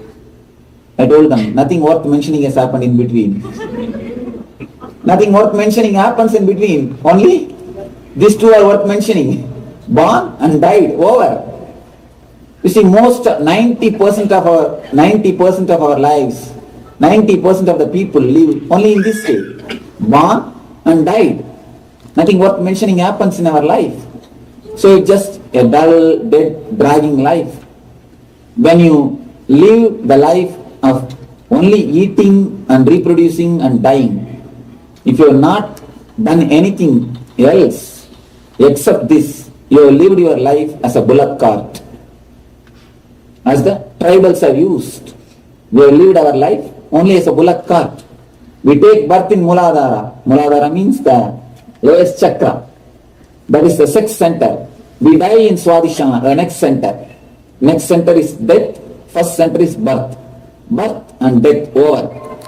Nothing more, nothing else. Born and died. Nothing worth mentioning has happened. Even though if you have place, nothing worth mentioning has happened. That is the one kind of life in which 90% of us will live. 90% of us live only a dull, dead, dragging life. So there are next level people, like a young boy who used that as a tractor. There are next level of people who enter into the field of art, culture, dance, poetry. When you enter into the layer of the art, when you enter into the level of heart, when you add some juicy things in your life, by dancing, by singing, by painting, by this type of artistic things, you use your system as a tractor. You expose yourself to the second layer. You come to the second level of understanding. You understand money is not the only thing to be achieved in the life. Money is necessity. It is a basic thing, okay, but it is only basic thing. Basic things are only basic things. It is not ultimate. There is a next step to be more joyful, to be more, to make the life more juicy. The artistic things. When you add art in your life, you use your system as a tractor. The third level, when you add spirituality, when you add meditation, when you add the joy, the spiritual bliss in your life, you use your system as an aircraft. The same system, the same body, the same vehicle, tribals are using as a bullock cart, the young man is using as a tractor, pilot is using it as a aircraft. The same way, God has given the same system for all of us. If you just live in a normal life, an ordinary life, taking birth, eating, drinking, giving birth to children, little bit of money, you want an easy chair, then finished. Nothing else. If you live that normal life, we are also using our life as a bullock cart. If you go to the next level, the dance, culture, art, poetry, not for the sake of name and fame, just for enjoying the art, you use your system in a second dimension. You understand your second dimension. You go to the next level of being. That is artists, where the artists reach. Rabindranath Tagore, the great poet like Rabindranath Tagore, the great Sthapatis, great people, great painters, all these people touch the second layer. They use their system as a tractor. People who have become enlightened, who have become God, who have become one with the God, who have had the spiritual joy in their life, spiritual bliss in their life. Buddha, Jesus, Muhammad, Ramakrishna, Raman Maharshi, these great masters, Ramanuja, all these great spiritual people, they are using the same system as a aircraft. They are the pilots. They are the people who show life to us, how beautifully life can be lived, what best you can have from the system, how maximum can be extracted out of this system, how optimum the system can be put to use is expressed, explained by the great masters like Jesus, Buddha, Saint Francis of Assisi, Saint Thomas. All these great masters have lived their life as an aircraft. What is the difference between the tribal villages and the pilot? Tell me. What is the difference? Only one difference. Villages don't know how to operate the mechanisms and gears. The pilot knows how to operate the mechanisms. That's all. Villages, they don't know how to operate the mechanisms, so they are using that as a bullock cart. Pilot, he knows how to operate the mechanism. He is using the same thing as a aircraft. Please turn. Where the spinal cord ends, it can be. Where the spinal cord ends, the end of the spinal cord, the Muladhara chakra, the first center, just 2 inches above, we are going to do the meditation. So for that you need to understand where the chakras are situated. Just 2 inches above Swadhisthana. Then navel, where the navel center is there. On that, the third chakra, Manipuraga, it is called. Then just near the chest, the center of the chest, we have, yes, thank you, no, this is enough. We have the Anahata, the fourth center. It is called heart center, Anahata, the fourth center. In near the throat, this area, we have fifth center, Vishuddhi. This is called. Near the eyebrows, you have the sixth center. It is called Amnya. On the top of the crown, on the top of the head, there is a chakra which is called Sahasrara. These are the 7 major centers, 7 major mechanisms which exist in your being, in your body. If you know how to breathe life into them, in an ordinary way, normal way, they are completely closed. They don't work completely. Only very minimum portion of their the chakras are active, are there. The energy which is supplied to the chakras are not enough. Very little portion of your energy is supplied to the chakras.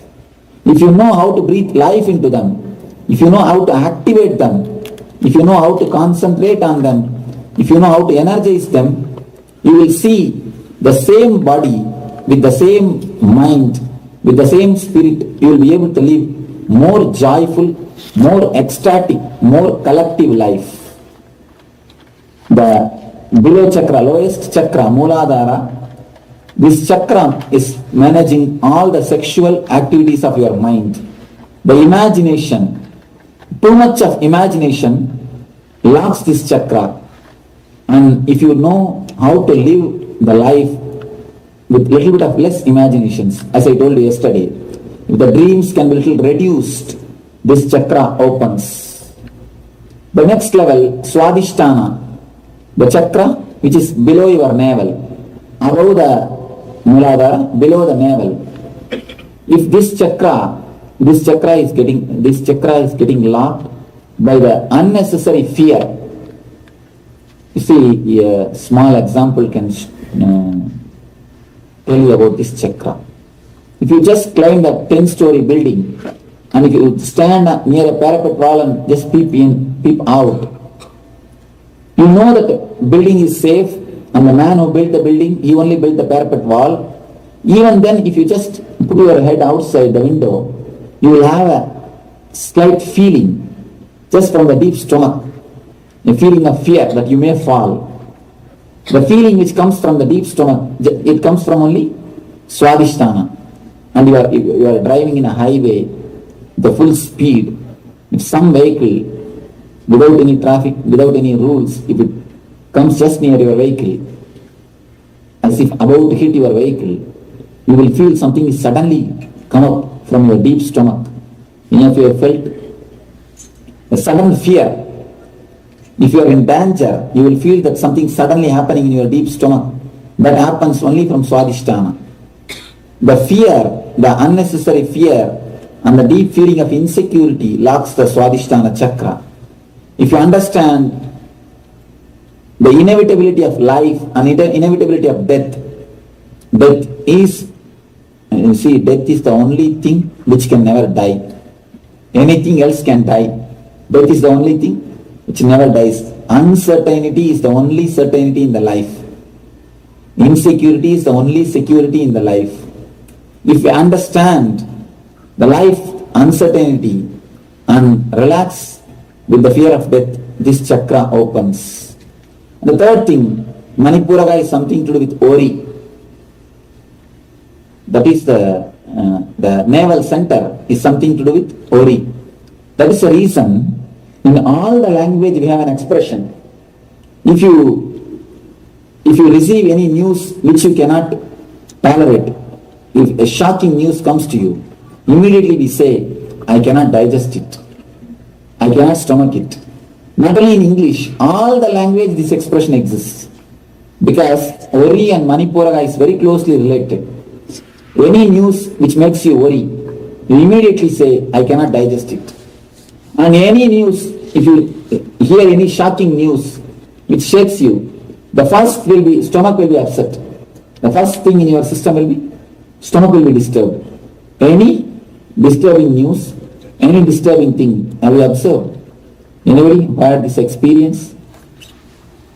Any shocking news if you receive, the first reaction in your system will be, stomach will be disturbed.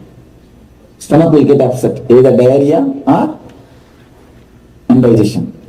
The stomach is the first portion, first part of your body, which will be disturbed if you listen any news, any the incident which gives you worry. So the Manipuraga is disturbed by unnecessary worries and the unnecessary depression. If you suppress any of your emotions, Manipuraga is the first chakra which will get disturbed. And the Anahata is the chakra which continuously asks for the attention from others.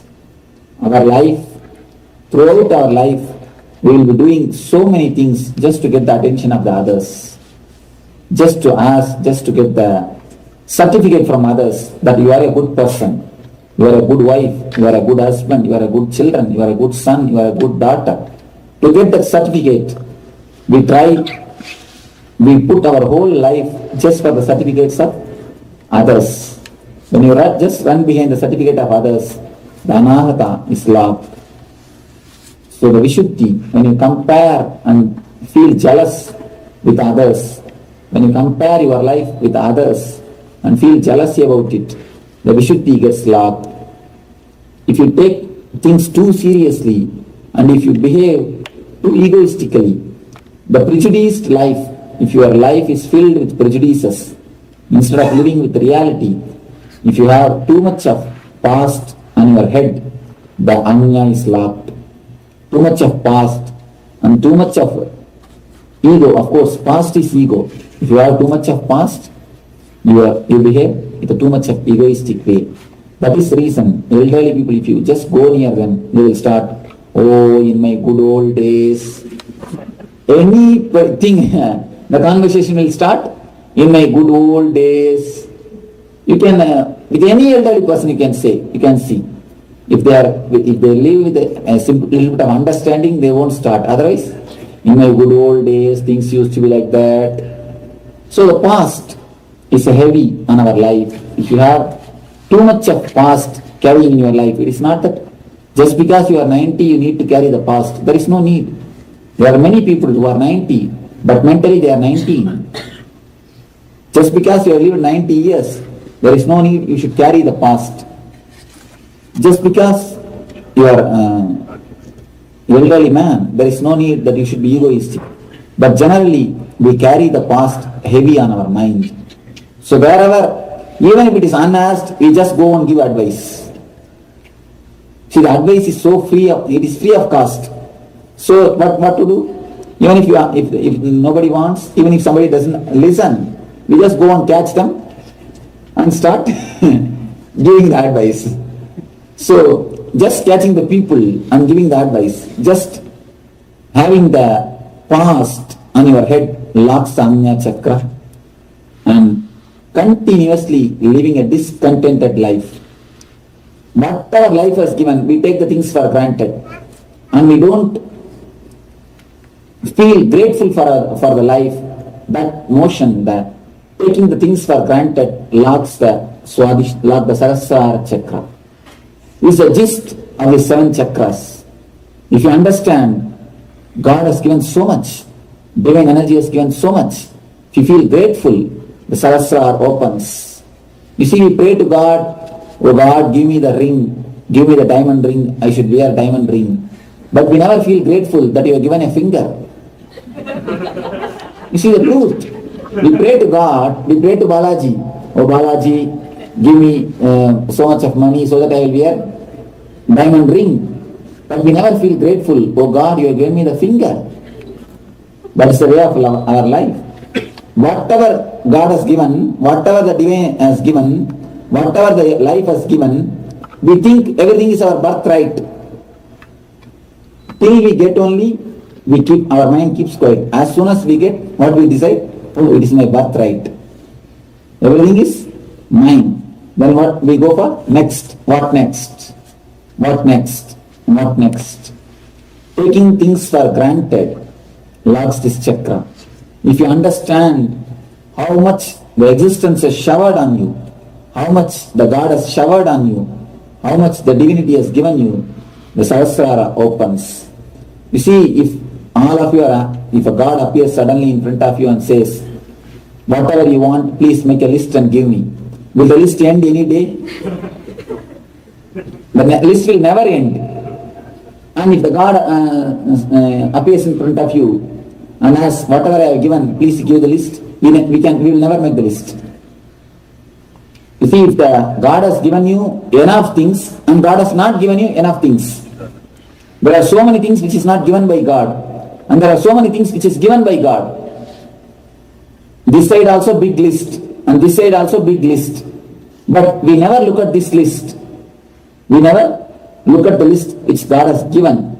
We all our eyes throughout our life, our whole concentration is what God has not given. That is the reason from early morning till midnight we continuously blame God. Oh, He has not given me this, He has not given me that. And finally we go to bargain also. Oh God, give me 1 lakh in the lottery. I will give you 10,000 in the undi. If you don't believe me, deduct the 10,000 by yourself and give only 90,000 in the lottery. So these are our prayers. Small story can explain how we bargain with God. Once a doctor, engineer, and lawyer. All these three people, this is a story I always use. All these three, they got together and they wanted to start a business. So when you start a business, you always naturally feel insecure. How to start, how to go about, whether I will be successful. So when you are feeling insecure, only then you call God. Otherwise we don't call God. We want God only when we feel insecure. So the insecurity, naturally they pray to God. You see, whatever profit comes, we will make it as a 4 shares. Each one for 3 of us. And the 4th share goes to God. 4th share will be put into undi, temple undi. So they decided that they will do this. Somehow the business has become so successful, more than $1 crore has come as a God's share.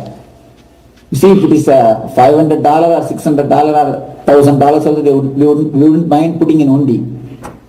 If it is a 10,000 also we would have put. But the 1 crore, we always feel, why God needs 1 crore?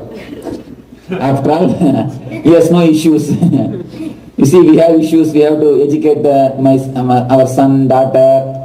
We need so many things, so we need money. Why God needs $1 crore? So doctors gave suggestion. First person, he gave suggestion. We will convert everything into gold and we will make a small round in the floor. We will throw all the gold upside. Whatever falls inside the hole, we will give it to the God. Whatever falls outside, we will take that as a prasad. God's prasadam. Next man told, no, we will make a little big hole.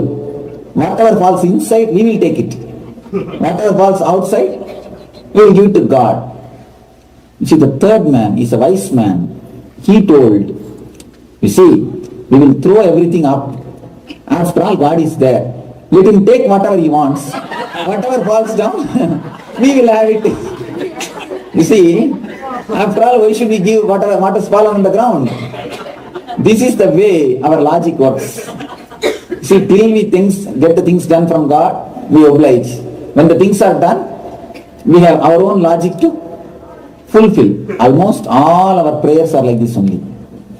When the things have happened, you see, when the prophet has come, when things are in the hand, we don't bother about God. Once people are going in a ship, suddenly a cyclone attacked the ship. Ship was about to collapse. One man started praying, oh God, if you save me, I will stop smoking. Then also ship has not stopped, it is again shaking. And then he started, oh God, if you save me, I will stop drinking. Then also the ship has not stopped, it is again in the danger. He shouted, oh God, if you save me, I will stop womanizing. The next man he told, hey, don't go to that much. I think one ship is coming, we will be saved. distant, one boat is coming, we will be saved. Don't go to that much. You see, whenever we feel that we are insecure, we want God. Otherwise, let him be in the heaven. We don't mind, we don't bother much. That is the way of our life. Whenever we feel the necessity, the utility, God is nothing but an utility for us. We take the things for granted. Whatever he has given, we take the things for granted. We never feel grateful. How intensely you pray, you don't feel gratitude so intensely. Sometimes, very rarely, when you get something suddenly, you say, all right, oh God, thank you, bye. But never with the intensity of your prayer.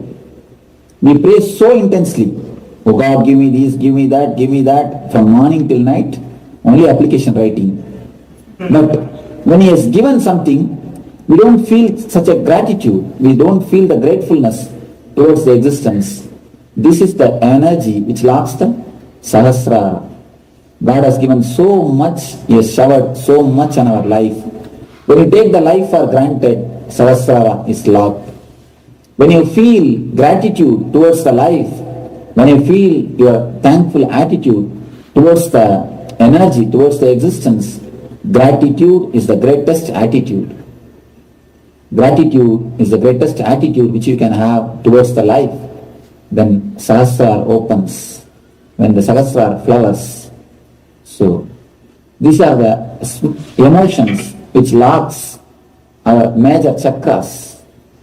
So if you can just understand, understanding itself solves half of the problem. See, we don't say, many people come and tell me, Swamiji, I understand, whatever you say sounds so right, but in practice we are not able to do what to do. This is the problem. Most of us face this problem. Do you say, I understand if I put my fingers in the fire, I will get burnt. But every day I want to put my fingers in the fire. Do you say that? No.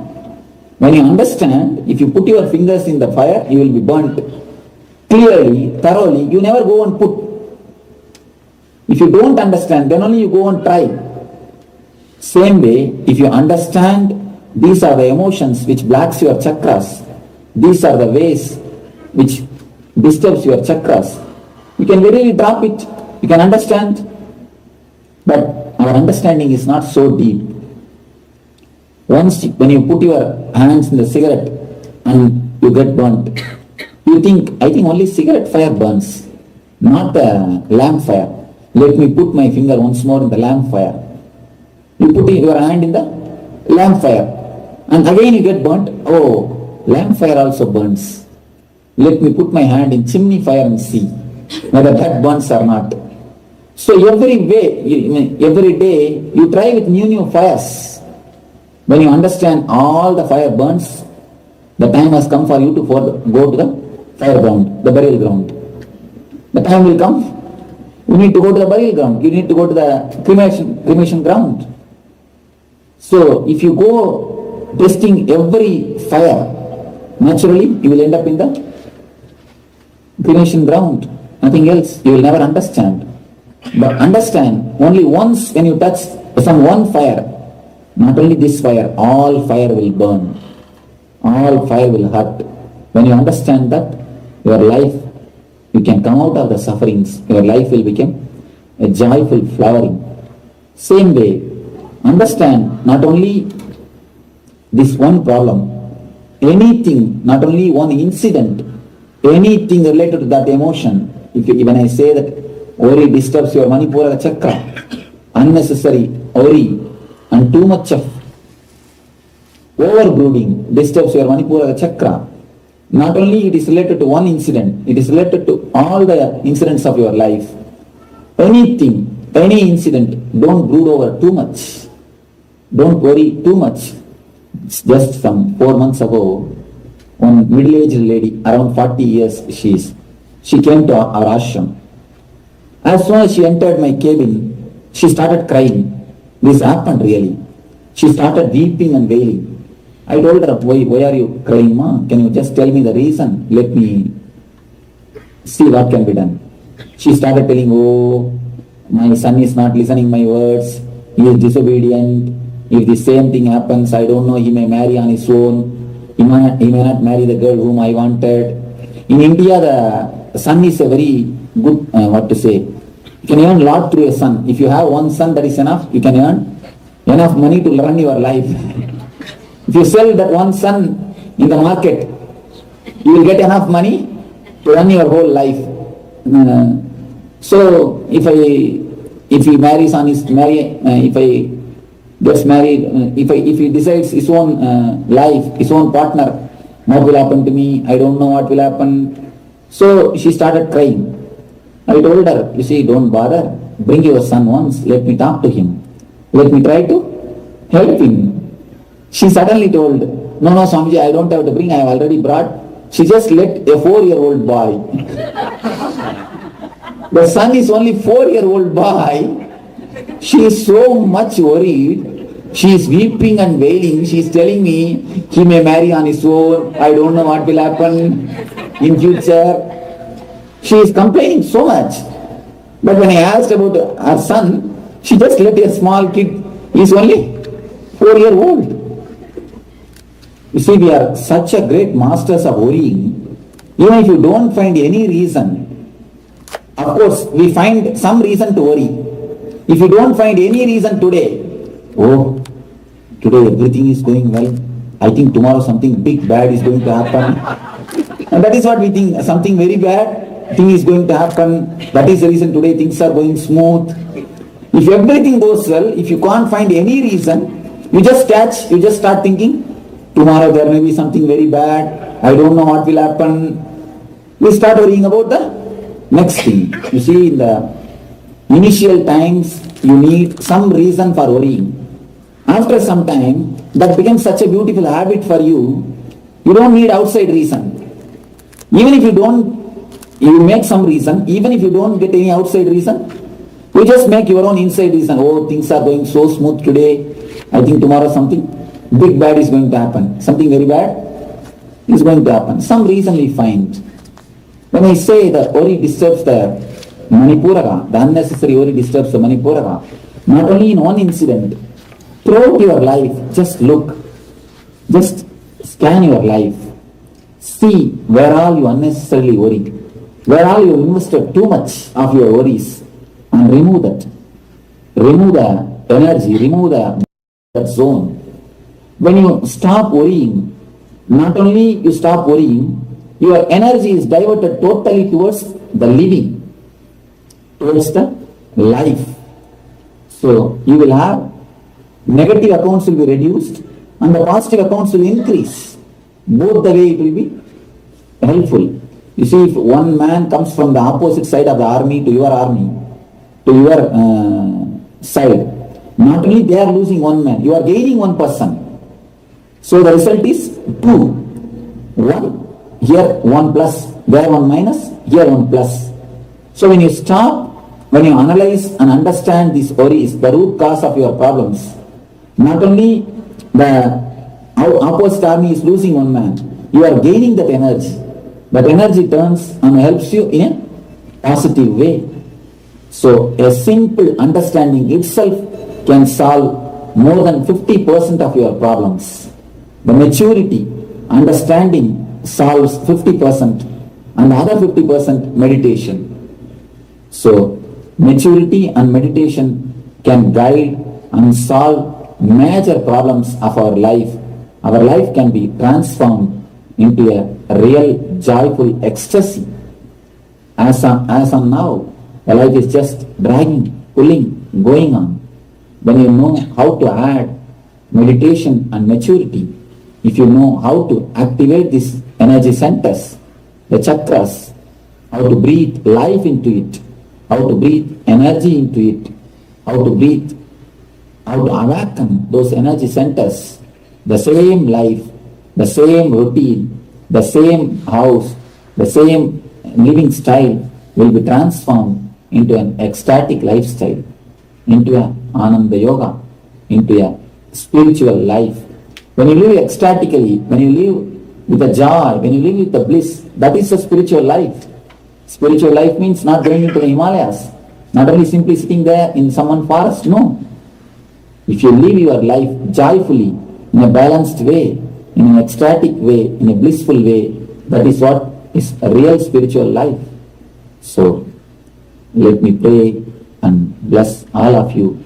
Let you all live and be with eternal bliss, Nithyananda. Thank you.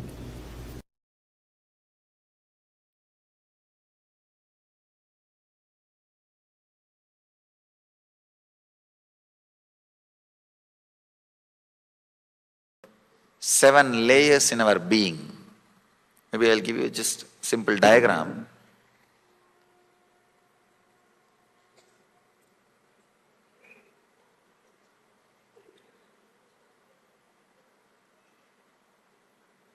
Is it seen properly? No, I think.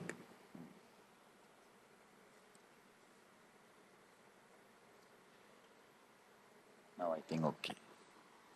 Yes. Somebody asked me yesterday, there was a question. Somebody, why are you using all these modern things? I told them, what is the wrong? Perfectly all right. If Buddhas made 10,000 people enlightened without flight, car and computer, laptop and without any infrastructure, website, internet, when we have all these things, we should make at least 200,000 people enlightened, 2 lakh people enlightened. So what is the wrong in using? So let all this infrastructure be used to transmit the true science. It doesn't have to be used to transmit only the ideas which was in the head of the people who invented. See, just because somebody has invented this, it is not that you have to accept the ideology and lifestyle of the person who was invented. That is what we are doing. Not just taking the comforts and scientific great things from the West, taking their lifestyle also, idiotic. And you don't know, 66% of the Western countries, not just America, even the other so-called developed countries, 66% are taking some form of psychiatric medicines. Now we don't understand where we are heading. 66 is not small percentage. Sometimes I really feel blessed, fortunate that I am born and brought up in Indian villages. I was born and brought up in Indian village. I never heard so many problems. Not that I heard and I did not have those problems. I never even heard of those problems. The sufferings and problems which the so-called developed country kids are facing, I never even heard about them. It is good sometimes. So nothing wrong in using all this infrastructure. Let it be used and the proper ideas be spread. Otherwise, what we will do, we will start thinking the person who created this infrastructure, these discoveries, he knows everything about life. That is the foolishness. That is the foolishness. They may know how to operate all these machineries, but that does not mean they know how to live the life. In the East, we have done more than 10,000 years of research and development in the inner science, in the inner field. And let the inner science be spread using the machineries and infrastructures of the outer science. We have 7 layers in our body. First layer, I'm just trying to give you a visual idea. Of course, surely not our bodies are like a round shape unless you are really obese. Even then it won't be exactly this circle. I'm just trying to give you a picture, an idea. First layer is the physical body which you are carrying, made out of flesh and blood. The second layer is the pranic movement, the prana movement, which is happening in your system, like inhaling, the prana which stays inside you, and the prana which spreads all over the body, and exhaling and cleaning. There are 5 pranas: prana, apana, vyana, udana, samana. the 5 pranas.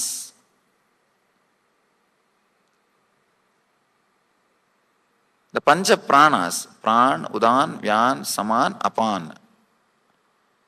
The Pancha pranas, all these movements are called Prana Sarira. And the next, the inner chattering which is going on in you, it's called Mana, Manasarira, the mind. The 4th layer is the emotion. I can say intense inner chattering which does not respond to your logical analysis. That is what we call emotions. That is the 4th layer. And the 5th layer is which you experience in the deep sleep. And the 6th layer you will experience in a strong meditation technique, means thoughtless awareness. The 7th layer is enlightenment. You have 7 different layers in your system. If all 7 different layers fall in tune with each other, suddenly you will see all the samskaras will leave your system. If the samskaras are taken out of your system, suddenly you will see all these 7 layers fall in tune with each other. Balancing, reconnecting, reuniting starts happening. That uniting is what is called yoga. Beautifully, Patanjali describes yogaha chitta vritti nirodhaha, means living without samskaras. Only then the thoughtless state will be there. When the samskaras are taken out, the uniting happens. If uniting happens, samskaras leave your system. Physical, 2nd prana, 3rd mind, 4th emotions, 5th deep sleep, the karana sharira, the silence which you enjoy in the deep sleep. 6th, the joy, bliss you enjoy in the thoughtless awareness, what J. Krishnamurti calls as choiceless awareness. And ultimate, the 7th layer, pure enlightened consciousness. Understand, uniting all these 7 layers, removing the samskaras which you collected and stored, you store the samskaras in different layers. Yesterday somebody wrote me a question, Swamiji, this stuff was too strong for me, especially the analysis on the 4 states of consciousness. Mainly the answer for that question, that one question, when I come back I see the same world. Actually that person wrote a question in a very funny way. When I come back, I see the same house, same car, same wife. He underlined that word. That word was underlined. I didn't. Same wife and same life. But when I go back to the dream, I don't see the same thing. Answer for that question was very shocking to him. I think the same person again wrote one more slip. During the darshan, I got the slip. He says it was too strong. I didn't expect I will have such a clarity. I'm afraid of the clarity now. Understand, many times people are afraid of getting near the truth. Getting near the truth. The physical layer, the body out which the physical body is the first layer. The prana movements is second layer. The inner chattering is third layer. Emotions are fourth layer. The deep sleep, what you experience during deep sleep, that silence is fifth layer. In the deep meditation, what you experience, that joy, that intense, vibrant silence is sixth layer. Enlightenment is seventh layer. In the deep sleep, it will be graveyard silence, negative silence. In meditation, it will be intense silence. There is a big difference. When you fall asleep and come back, you will not become more intelligent. But when you fall into meditation and come back, you will be more intelligent and you will be more blissful. When you fall asleep and come back, you may be fresh, a little relaxed, but you will not be more blissful. But when you fall into meditation and come back, that silence is called intense silence, live, vibrant silence. So,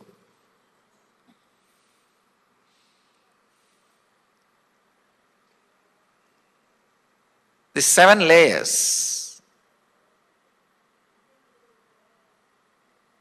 we store different samskaras in different layers. Usually the samskaras related to desire are stored in the prana, the breathing. And the samskaras related to chronic fatigue or tiredness is stored in the body, in the physical body. That is why 2-3 times you try to do some exercise, workout or even walking. First thing body will bring out is tiredness. But without bothering about that first level samskaras which are raising, if you enter into it, suddenly you will see that same action brings energy out of you. If you start walking, in 2 minutes your mind will suggest 10 times, I am tired. No, it is too much, enough. We did, today it is okay, tomorrow we can do. It will try its best. But if you don't bother about that samskaras and just go ahead, in few minutes the same action will bring energy. Chronic fatigue means a deep feeling to be in inaction, to be in rest, or non-moving or not moving is stored in the physical body. I always tell people, karma palatyaga, not karma tyaga. The results of the action should be surrendered, not the action itself. Karma tyaga is very easy. That is where the whole spirituality has ended.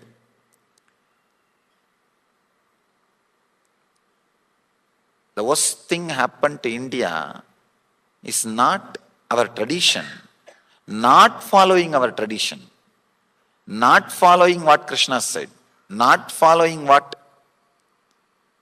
our traditions have presented. But constantly, I am seeing the superficial, analytical reports. These fellows go on abusing. The other day, I was reading an article. There was a technical term they started using, Hindu rate of growth. I was surprised. It's just, he means the suffering of India is because of our tradition. It is not. Suffering of India is because we did not follow our tradition. We did not imbibe our tradition. Instead of doing karma palatyaga, we started doing karma tyaga, stuck in the first layer, stuck in the physical layer itself. I've seen in the villages, many places. There are some great things in the villages. There are some things like, instead of karma balatyaga, karma tyaga, like till morning 10 o'clock you will see tea shops will be filled. People will be sitting and talking. If you want to listen to the great Vedantic truths, go to the village tea shops morning 10 o'clock. You will see there people will be sitting and just sipping the tea. Oh, without God's grace nothing can be done. Only by God's grace anything can happen. All great truths, but just to justify what they are doing, not to internalize. Karma palatyaga is supposed to be the truth. But the karma tyaga starts happening if you are stuck in the physical layer. The chronic fatigue or intense craving for the rest. I have seen people understand this intense craving for the rest brings diseases which will put you in the bed. intense craving for disease, craving for the rest. Actually, if you see any advertisement for resorts, beach resorts especially, if you see a photograph, beautiful beach,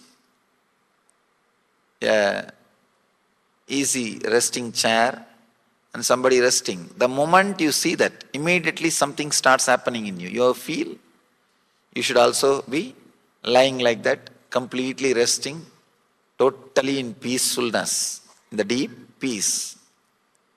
The moment you see that, something in you is awakened. That's what I call intense craving for tamas. Understand?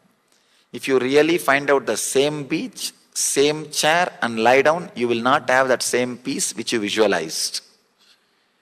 Till you exhaust the tamas engrams, lethargic engrams you carry in the physical layer, you cannot rest. Your desire for rest will not let you rest. Please understand. How can you say, Swamiji, my desire for rest will as naturally as to let me rest? No, it won't. Because it is from engrams. It is from samskara. Even if you find out the same beach, same chair, same bench, same place, try to lie down. The moment you rest, the moment you started resting, in few minutes this samskara will settle down, the next layer samskara will start. Even the decision to rest, if it is based on samskara, you cannot rest. First layer samskara is intense desire for rest.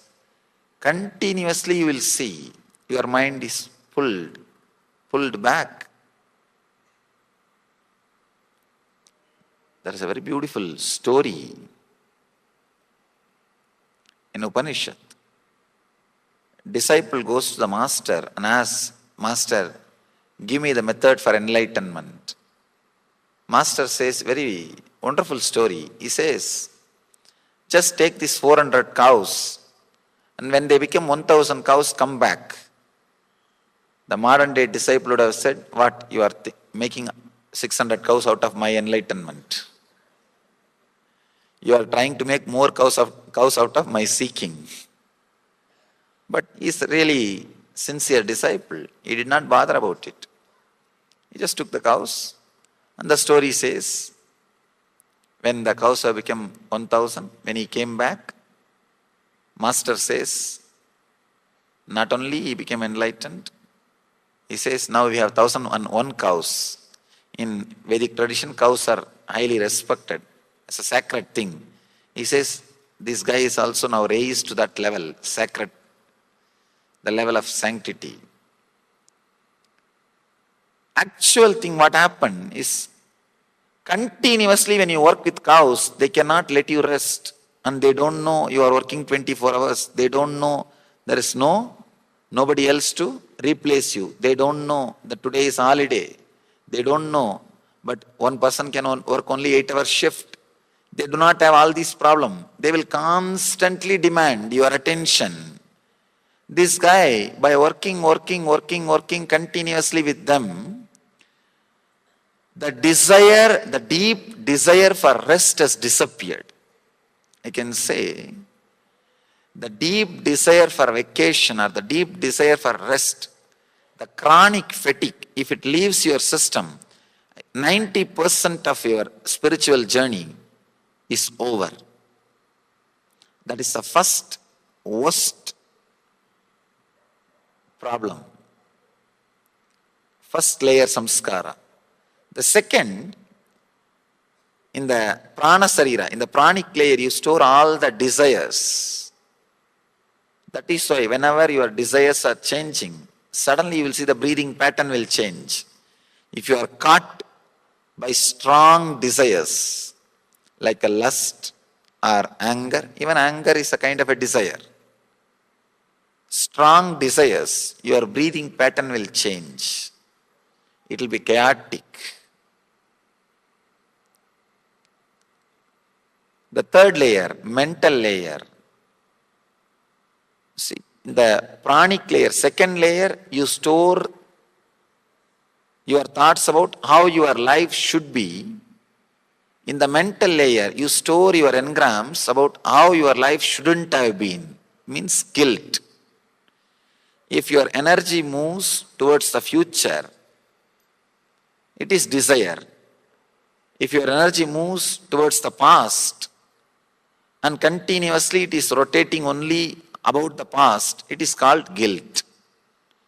If it is flowing continuously towards the future, it is desire. If it is flowing continuously towards the past, it is guilt. Different ways of moving. The mental layer, the third layer, you store the engrams related to guilt. The fourth layer, in emotions, you store all the visualizations related to pain. Understand, the fourth layer is very powerful layer. In the fourth layer, you don't need any action or information to strengthen the engrams. In the first two layers, you need action to strengthen your engrams. Means the tiredness or the desire for vacation. The more you give the vacation, the more the desire will be strengthened. Same way, other desires, the more you enter into action based on those desires, the more the engrams will become strong. The third layer, guilt related engrams. You don't need to do the same action, but just the information about that action. Means if you have seen the same place, or if you are seeing the same person, if you are seeing the same situations, immediately that engrams will become strong and it will be awakened. But in the fourth layer, pain engrams. First layer, chronic fatigue, lethargy engrams. Second, desires. Third, guilt. Fourth, pain. The pain layer, neither you need action, means you don't have to have the same pain again and again, nor you need information related to pain. You don't even need to receive information related to pain.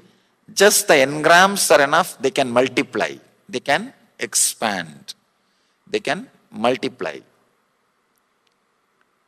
The deeper layers, the fifth layer, the layer you experience in the deep sleep, there, even though engrams are there, you cannot do anything about it, because in the deep sleep, your mind cannot do anything. It's an unconscious layer.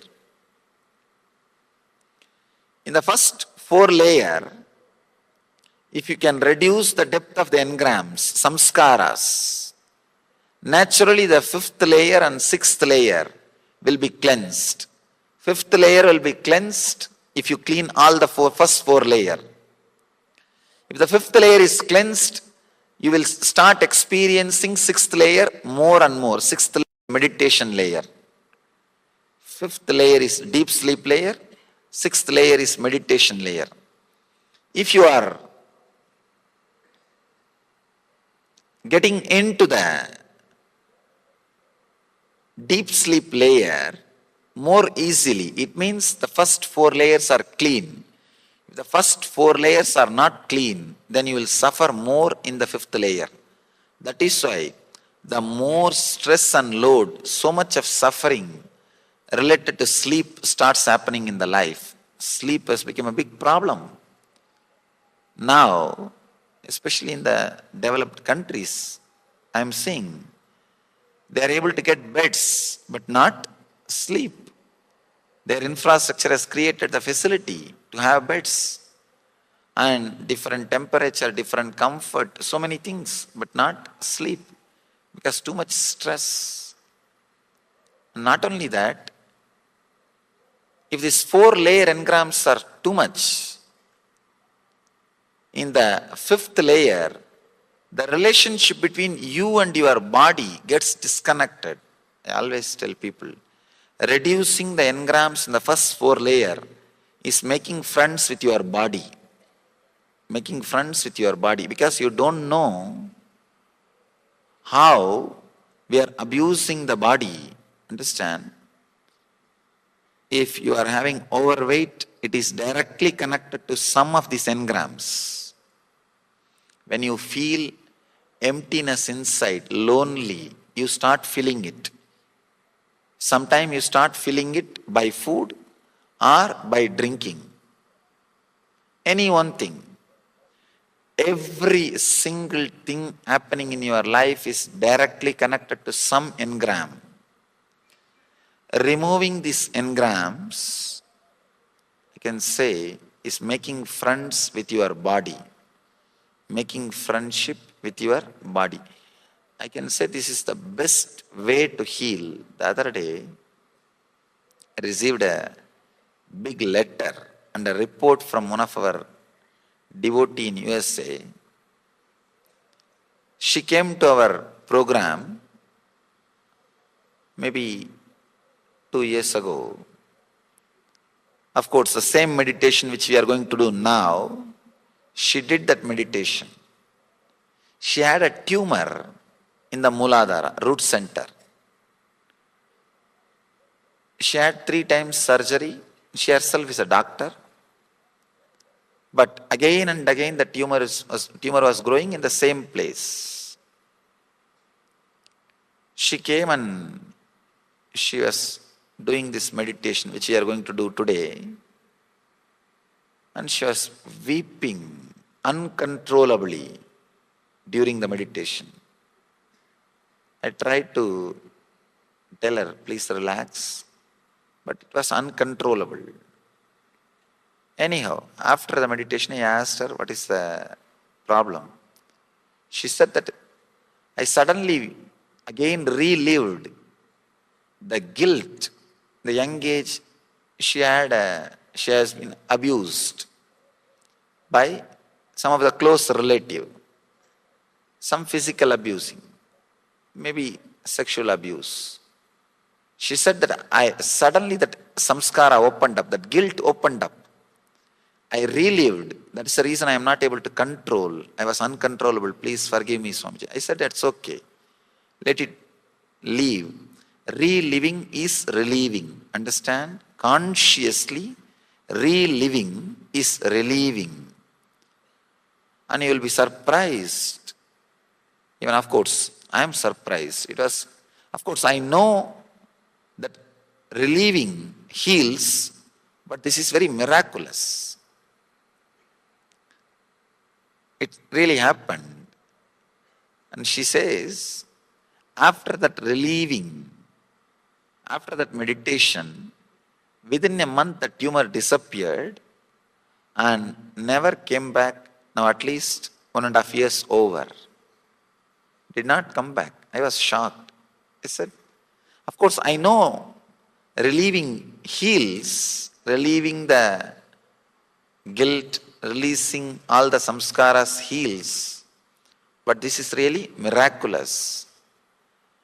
The guilt which she created in the young age, not only about that, the hatred about it has not only evolved as a hatred towards that person, it has evolved as hatred towards the self, towards herself, and the part of that body part.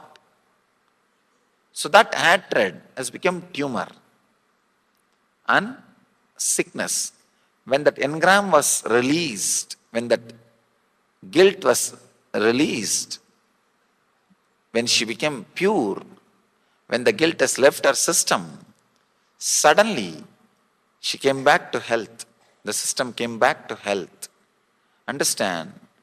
So many pains and sufferings, physical and mental illnesses, we are storing in our system in the form of some engram. Not only diseases, even disorders, weight, obesity, overweight, obesity, or many other disorders, even those disorders are directly connected to some of our engrams, working on the first 4-layer engrams and releasing them, reliving them, and relieving them will heal your system very powerfully. Understand? It is little strong method, little strong technique. But I tell you, it's at least 100 times powerful than any yoga, any kriya you can do. Because yoga or kriya heals, no doubt. It takes its own time. This is like directly attacking the root center, root cause of suffering. Yoga starts working on your physical body, exhausts all the tamasic engrams and heals you. Kriyas, the breathing techniques, they start working on your pranic layer, second layer, and releases the desire engrams, reduces the stress and starts healing. But this method, the meditation techniques, straight away works on your fourth layer. You can work only maximum up to fourth layer. Beyond that, your logic cannot travel, your effort cannot do anything. Beyond that, only the master's presence can do any job. Anyhow, you can work up to the fourth layer. The meditation technique straight away works up to the fourth layer and heals you. That is why it will be so powerful. You need complete involvement, interest. You need to put your whole attention and awareness into the technique. If you can go into it and come out, you will see miracles happening inside you. Understand? If you don't know the science of miracle, you will be making accidents. If you know how to use your inner space, you will be making miracles. If you don't know how to use your inner space, you will be making accidents. Both are beyond your logic. Miracle and accident, both are beyond your logic. If the effect is favorable to you, desired by you, you call it miracle. If the effect is not desired by you, if it is not benefiting you, you call it as accident. In your inner space, if you know how to use, you will be constantly making miracles. Purifying the inner space is planned for miracles. If you don't know how to use, you will be constantly creating accidents because you will be attracting the same frequency incidents in your life, same frequency actions in your life. So, this is a wonderful truth which you need to internalize. Not only internalize, experience by entering into the process. By entering into the process. Understand? I don't even want to use the word meditation technique for what we are going to do today. Today we are going to do two things. One is process. Maybe the second one can be called as meditation. The first one cannot be called as meditation because it's more like reliving, going into all the things about which you are afraid, all the things which frightens you, facing them, living them, reliving them. I call this as reliving. Reliving is relieving, and we will enter into meditation technique. Very powerful technique which you can carry and practice in your home every day.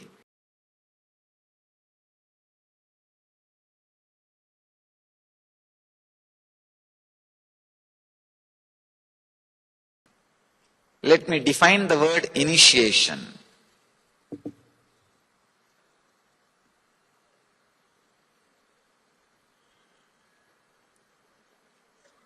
Day before yesterday, I was using a word, psychological revolution. Yesterday I introduced a word, Shastra Shastra. Understand? Knowledge weapon. Whenever you need to heal yourself, You need inner healing. You need to bring yourself again to the life energy. Many times you can see a simple disturbance from the outside or from the memory inside. Either from experience or from memory can drain your energy. Or even taking too many decisions drains your energy. Anytime you can see in your life, morning if you go and sit in your office, you don't have to do any work. Just take some 5-6 major decisions. You are already tired. You say, I am done. That's all. Either the incidents from outside or memory from inside or just simple decision makings makes you tired, dead. The truths, ideas, words, which brings you out of the tiredness, which brings you out of that low mood, which brings you out of that depression, gives you the energy, confidence, life. Those truths only I call as Shastra Shastras, knowledge weapons.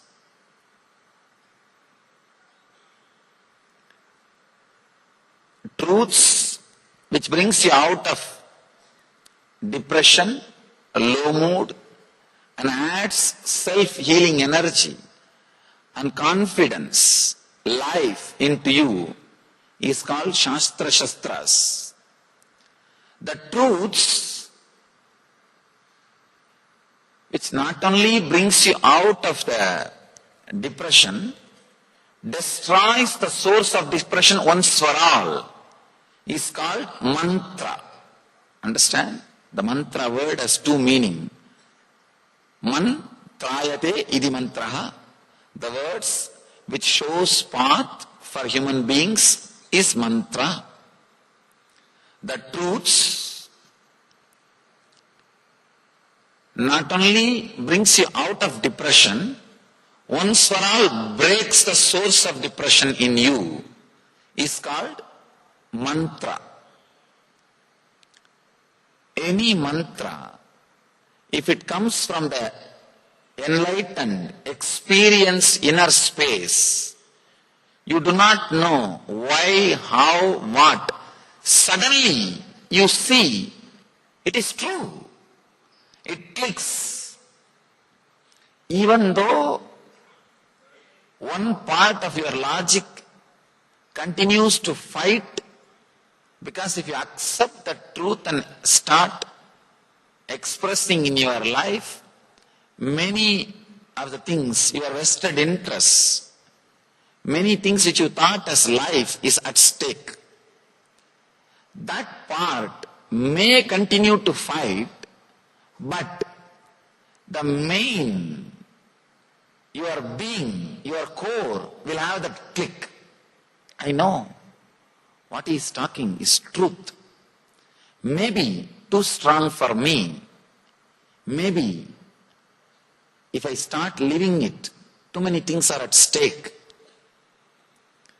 These all can be a confusion or disturbance, doubt in the corner of your mind, corner of your heart, corner of your being, but the very core feels connected. If that happens to you, it is called initiation. Truth, when it comes out of an enlightened inner space and clicks, that's the right word I have to use. It won't be any. If you analyze, how could he convince me about such great thing and such a wonderful thing? You yourself will feel, how did I get convinced? You don't know. But suddenly your heart feels connected to the words which he is uttering, the truth which he is expressing. That connection, that click is what I call initiation. Please get ready for initiation. Today we are going to enter into initiation. I'm trying to express some truths. Understand? Yesterday whatever I added is Shastra, knowledge weapons. It can bring you out of depression. It can bring you out of low mood. It can bring you out of that dull feeling to the inspiring, healing mood, energetic feeling. But today, what I'm trying to share can break the very core of depression, what we call root of your mind.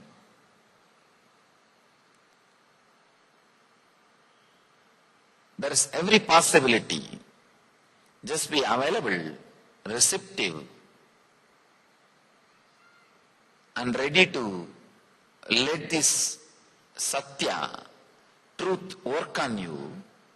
Suddenly you will see that click, that initiation happens in you. Just two things. Do not sleep, not only closing the eyes, even with open eyes. Many times, like changing the channel, in the house you are trained, more than 5 minutes you don't sit in front of one channel. In 15 minutes you go one full round and come back. Some 30-40 channel you go around and come back. Same thing continues everywhere, even when you sit in the discourse. After 2-3 minutes you already change the channel. Your eyes may be open. You may be sitting here, but you change the channel. Either in the dream state or daydreaming state or almost sleeping state or just somewhere. Just today, please do not change the channel. And second thing, completely be relaxed, and the words which comes out of the enlightened inner space, just play with the understanding. Oh, yes, what he says sounds great. Even if it is sometime, it will give you an idea. Oh, if I start practicing this, what will happen to this, what will happen to that? The prejudiced, presupposed, hypothetical questions, if you can just push them aside. Yesterday I saw many questions. If this happens, what to do? If that happens, what to do? The if has no answer. You can suddenly say, if world disappears, if world is destroyed, what to do? What to do? Nothing can be done. That's all. That if has no answer. The if is just a cunning way of postponing the truth. Now, only these two things. Just do not change the channel. Second, just be relaxed. Go with the whole flow. Go with the whole expression. Suddenly you will see, somewhere it clicks. Somewhere it just clicks. That click is what I call initiation. Initiation does not mean chanting some special mantra in your ears or doing something special. It straight away means making you experience a solid truth, giving you a clear inner space and confidence to live the truth.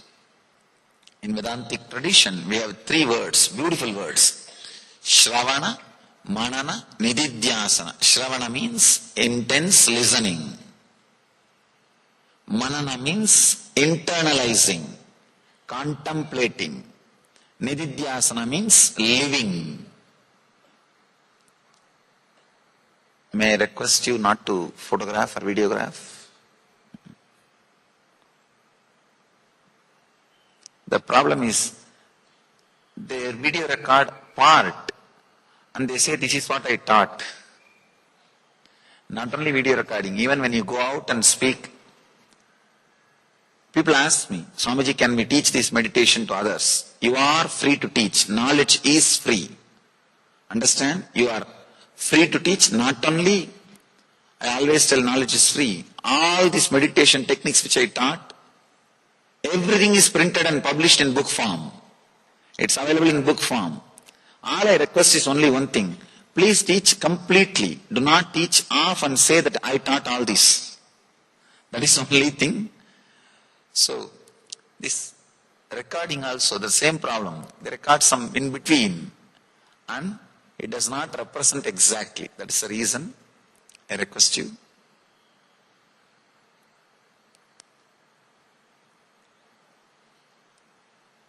Initiation means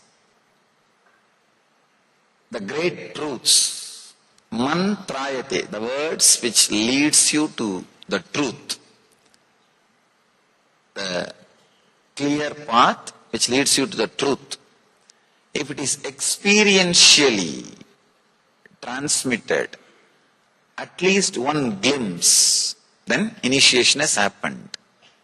Then you are initiated. Many doubt, when I use the word initiation, there will be so many doubt. I am already initiated by some guru. Can I have initiation? If I get initiated, can I go to some other gurus and learn something? Everything is perfectly alright, nothing wrong. I always tell people, go to all gardens and pluck flowers and make a beautiful garland for you. It's not like shop, if you go there, don't come here. If you come here, don't go there, nothing like that. Our ego is such, if it is beaten by 10, 12 gurus, only then it will die. It won't die just by something which you learn from one person. So nothing wrong. Learn all best things from all sources and enrich your life. It is no way connected to any of the olden understanding you have about initiation. Initiation is just transmitting the authentic experiential clarity which happened into your inner space.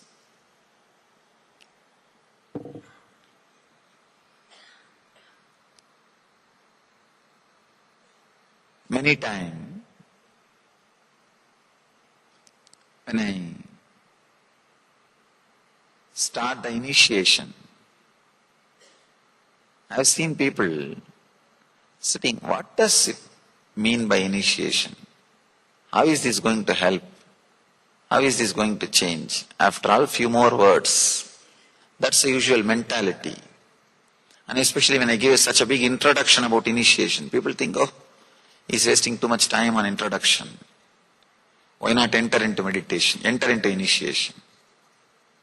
The big problem is, whether you believe it or not, it takes at least half an hour for you to listen to start listening to somebody. First half an hour, you will be preparing your replies. Usually conversation never starts till half an hour. Till half an hour, the listening never starts. It is just monologue will be happening. Just somebody talking and you will not, either you will not be listening. If you are listening, you will be just preparing your answers. That's the reason I'm just preparing the mind.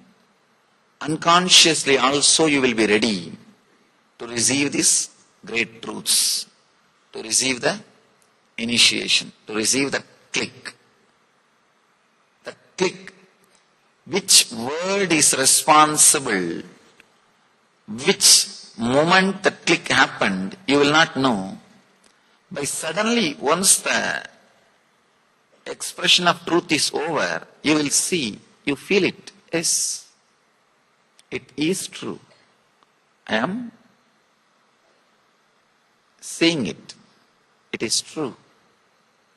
So, just be prepared for initiation, entering into the truths.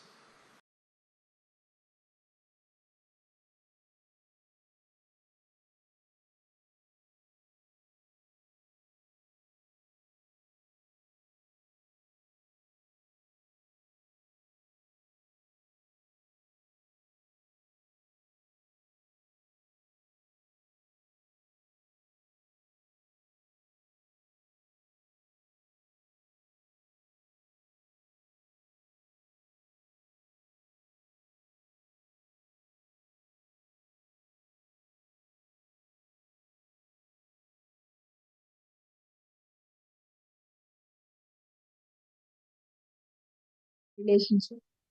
Then imbibing the powerful cognitions, living the powerful cognitions. That's the biology of the guru disciple relationship. And just completely opening up to the guru, surrendering yourself and having the courage to open up to the guru is the chemistry of guru disciple relationship. All of these three things you can experience very beautifully. Like in the past few days, all of us are understanding, right, the importance of guru disciple relationship. The guru disciple relationship is you being breathing space with the master. You being the same breathing space with the master. The salokya mukti, right? Being the same breathing space of the master, the ecosystem. Second is guru disciple relationship, but you have powerful cognitions in your life. What Swamiji is teaching, whatever is happening, like whatever you're understanding, what the powerful cognitions you're getting. Now, powerful cognitions in your life is the chemistry of the Guru disciple relationship. Third is the biology of Guru disciple relationship. You foremost in the biology of Guru disciple relationships, as Swamiji says, is having the courage to open to the Guru. Having the courage to open to the good is the biology of Guru disciple relationship. Where comes in your way, immediate inspiration comes, you take immediate action for it. As Guru is the center point for it. Guru is the main source of joy from which everything is from. That's the biology of Guru disciple relationship. That bhakti, like that Guru disciple relationship, it gets nurtured through one thing, bhakti, devotion, which is also a way that you can experience success. Because when you protect your bhakti, bhakti protects you.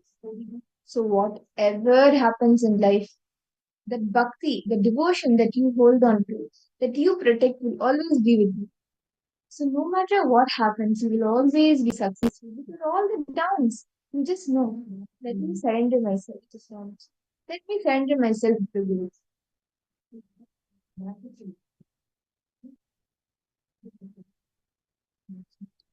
So, have any questions on what is Guru Bhakti, or like how did I come to Swamiji? What is that one thing that brought me to Swamiji? How many of you have this question? You may have been scrolling through social media, you maybe have like you would have met your friend after a long time, or you would have just gotten a random call. But that call or that time in social media, it led you to Swamiji. And that wondering, what's that thing in me that brought me to Swamiji? That made Swamiji enter my life. And after that, what happened to me? How many of you have this question? See, understand, the Guru happens in your life only like when you get to know him only when he knows you, when he gets to know you. Only when he thinks of you, even that thought even comes to you. Whatever happens, it is all Swamiji's Leela. And the moment he enters your life, that bhakti that comes, the devotion of you just surrendering yourself to him, multiple stages. There are multiple stages to nurture that relationship with the Guru. But whatever stage you're in, that one thing that makes you come back again and again to the Guru is the devotion. Whatever ups and downs you may be going through, you may have had a very hard day personally or even professionally. But at the end of the day, you come and just sit at the feet of the Guru, at the feet of Swamiji, knowing that he is there. That one bhakti is something that you can never let go of.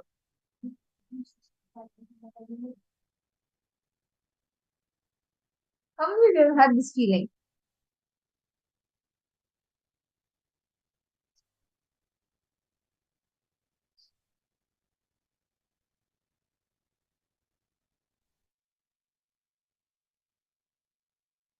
See, this is something that all of us, I'm sure, would have experienced at some point or the other, right? Now, through bhakti, how can we experience success? How can we actually be successful? Narada in the Bhakti Sutra, Narada Bhakti Sutras, Devarishi Narada, he beautifully explains 16 ways through which you can experience bhakti. It's through the Sankirtans, through the Smaranam, remembrance of the divine, singing the names of the divine, or even the worshipping the feet of the divine. All the 16 things ultimately makes you experience devotion. And that always makes you successful. So let's watch a beautiful revelation from Swami directly on how you can experience success. Understand, Swamiji says very beautifully. In life, there's two things, right? Or pleasure, right? In life, we always come across situations. We have to choose between right or pleasure. Something which is good for me, something which is right for me, but at the same time, something which I want, my desires, maybe. Right over pleasure, right? Swamiji says, right over pleasure, right? Right. You will choose right, you'll get right and the pleasure. If you choose pleasure, you will not get right. And you will get destroyed. You will neither get pleasure nor you'll get right also. Take an example of this. Guru. Many of we come across situations, right? As the Paramashivoham program is coming up and various different things is happening right now. Now all are in kind of a dilemma, right? Okay, what am I supposed to choose? Should I choose Paramashivoham or my job? And during this time only you make like a promotion and all those things, right? But you feel like you're not so sure what should I choose in my life. Swamiji very beautifully says in the satsang that the key to success, you success in your life is not negotiating with the Guru. Drop your all negotiations. Don't negotiate with the Guru, but negotiate with the whole world for Guru. Which means choose right, choose Guru. When you choose Swamiji, right? When you choose what is right for you, when you choose Guru, he will give you everything, whether it be competence, integrity, authenticity, health, wealth, relationship, career, and enlightenment. Guru can give. It's very beautiful session. Swamiji will be reading. In our life, we negotiate others. We don't negotiate others, but we negotiate with the Guru. And because of that, we were experiencing failures in our life. This the success. Those participants, or you who wants to become successful, if you want to experience success in your life, in Revelation, Swamiji will very beautifully reveal that you the whole world, anyone, the world, but never negotiate with the Guru. Don't negotiate with the Guru. Drop the negotiation with the Guru. If the Guru says it, Swamiji says it, that's let me go for it. Because whatever Swamiji says, it is to understand very beautifully in Guru Gita, Paramashiva says, Guru is the one who gives everybody with name, fame, health, wealth, and gives up just for disciples' enlightenment alone. He gives sacrifice for everything in his whole life, just for a disciple, just for disciple to experience this. So, session, we always be understanding how you can negotiate with the world, not with you. Don't negotiate with the Guru, negotiate with the whole world or the Gurus. Let's now listen to this beautiful revelation directly revealed for Swamiji on this beautiful topic. This is a vast Swamiji gave for each and every one of us. Successful in your life, have all the best things in your life, then this revelation is for you. First, I wanted to tell you the reason why suddenly I decided to come for the satsang. I know for sure if you know my lifestyle, it's really a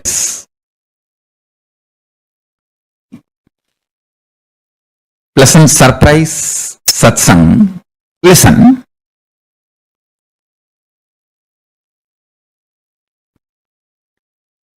I had some revelations Arunagiri himself revealed. I heard that as early as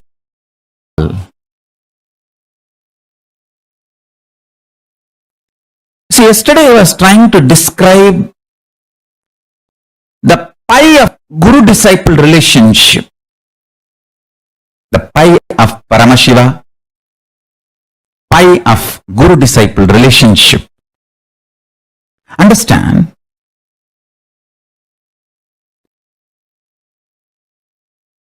When I use the word pi, I actually mean the original Sanskrit word Akshaya Guna. In the modern English, naturally, there is no other complicated word to tell you. Rational logic conveyed by the word Akshaya Guna. There is no other word. So I chose this pi, equivalent to the word Akshaya. If you can grasp the original idea Akshaya Guna, that's the best. I'll try to describe that original word Akshaya Guna. See, Guna is a net you can understand, but it is perishable. Means it will be destroyed. Like a whiteness of the milk is nature of milk, but it can be destroyed. Milk can be disintegrated and made to lose that white quality. Even mercury can lose quality. So all guna is chaya, means can be destroyed. There is something which is the plasticity of the plastic, elasticity of the elastic. There is something, some core principles are not Shaya, they are Akshaya Guna. The indestructible, non-replaceable, undilutable. Understand?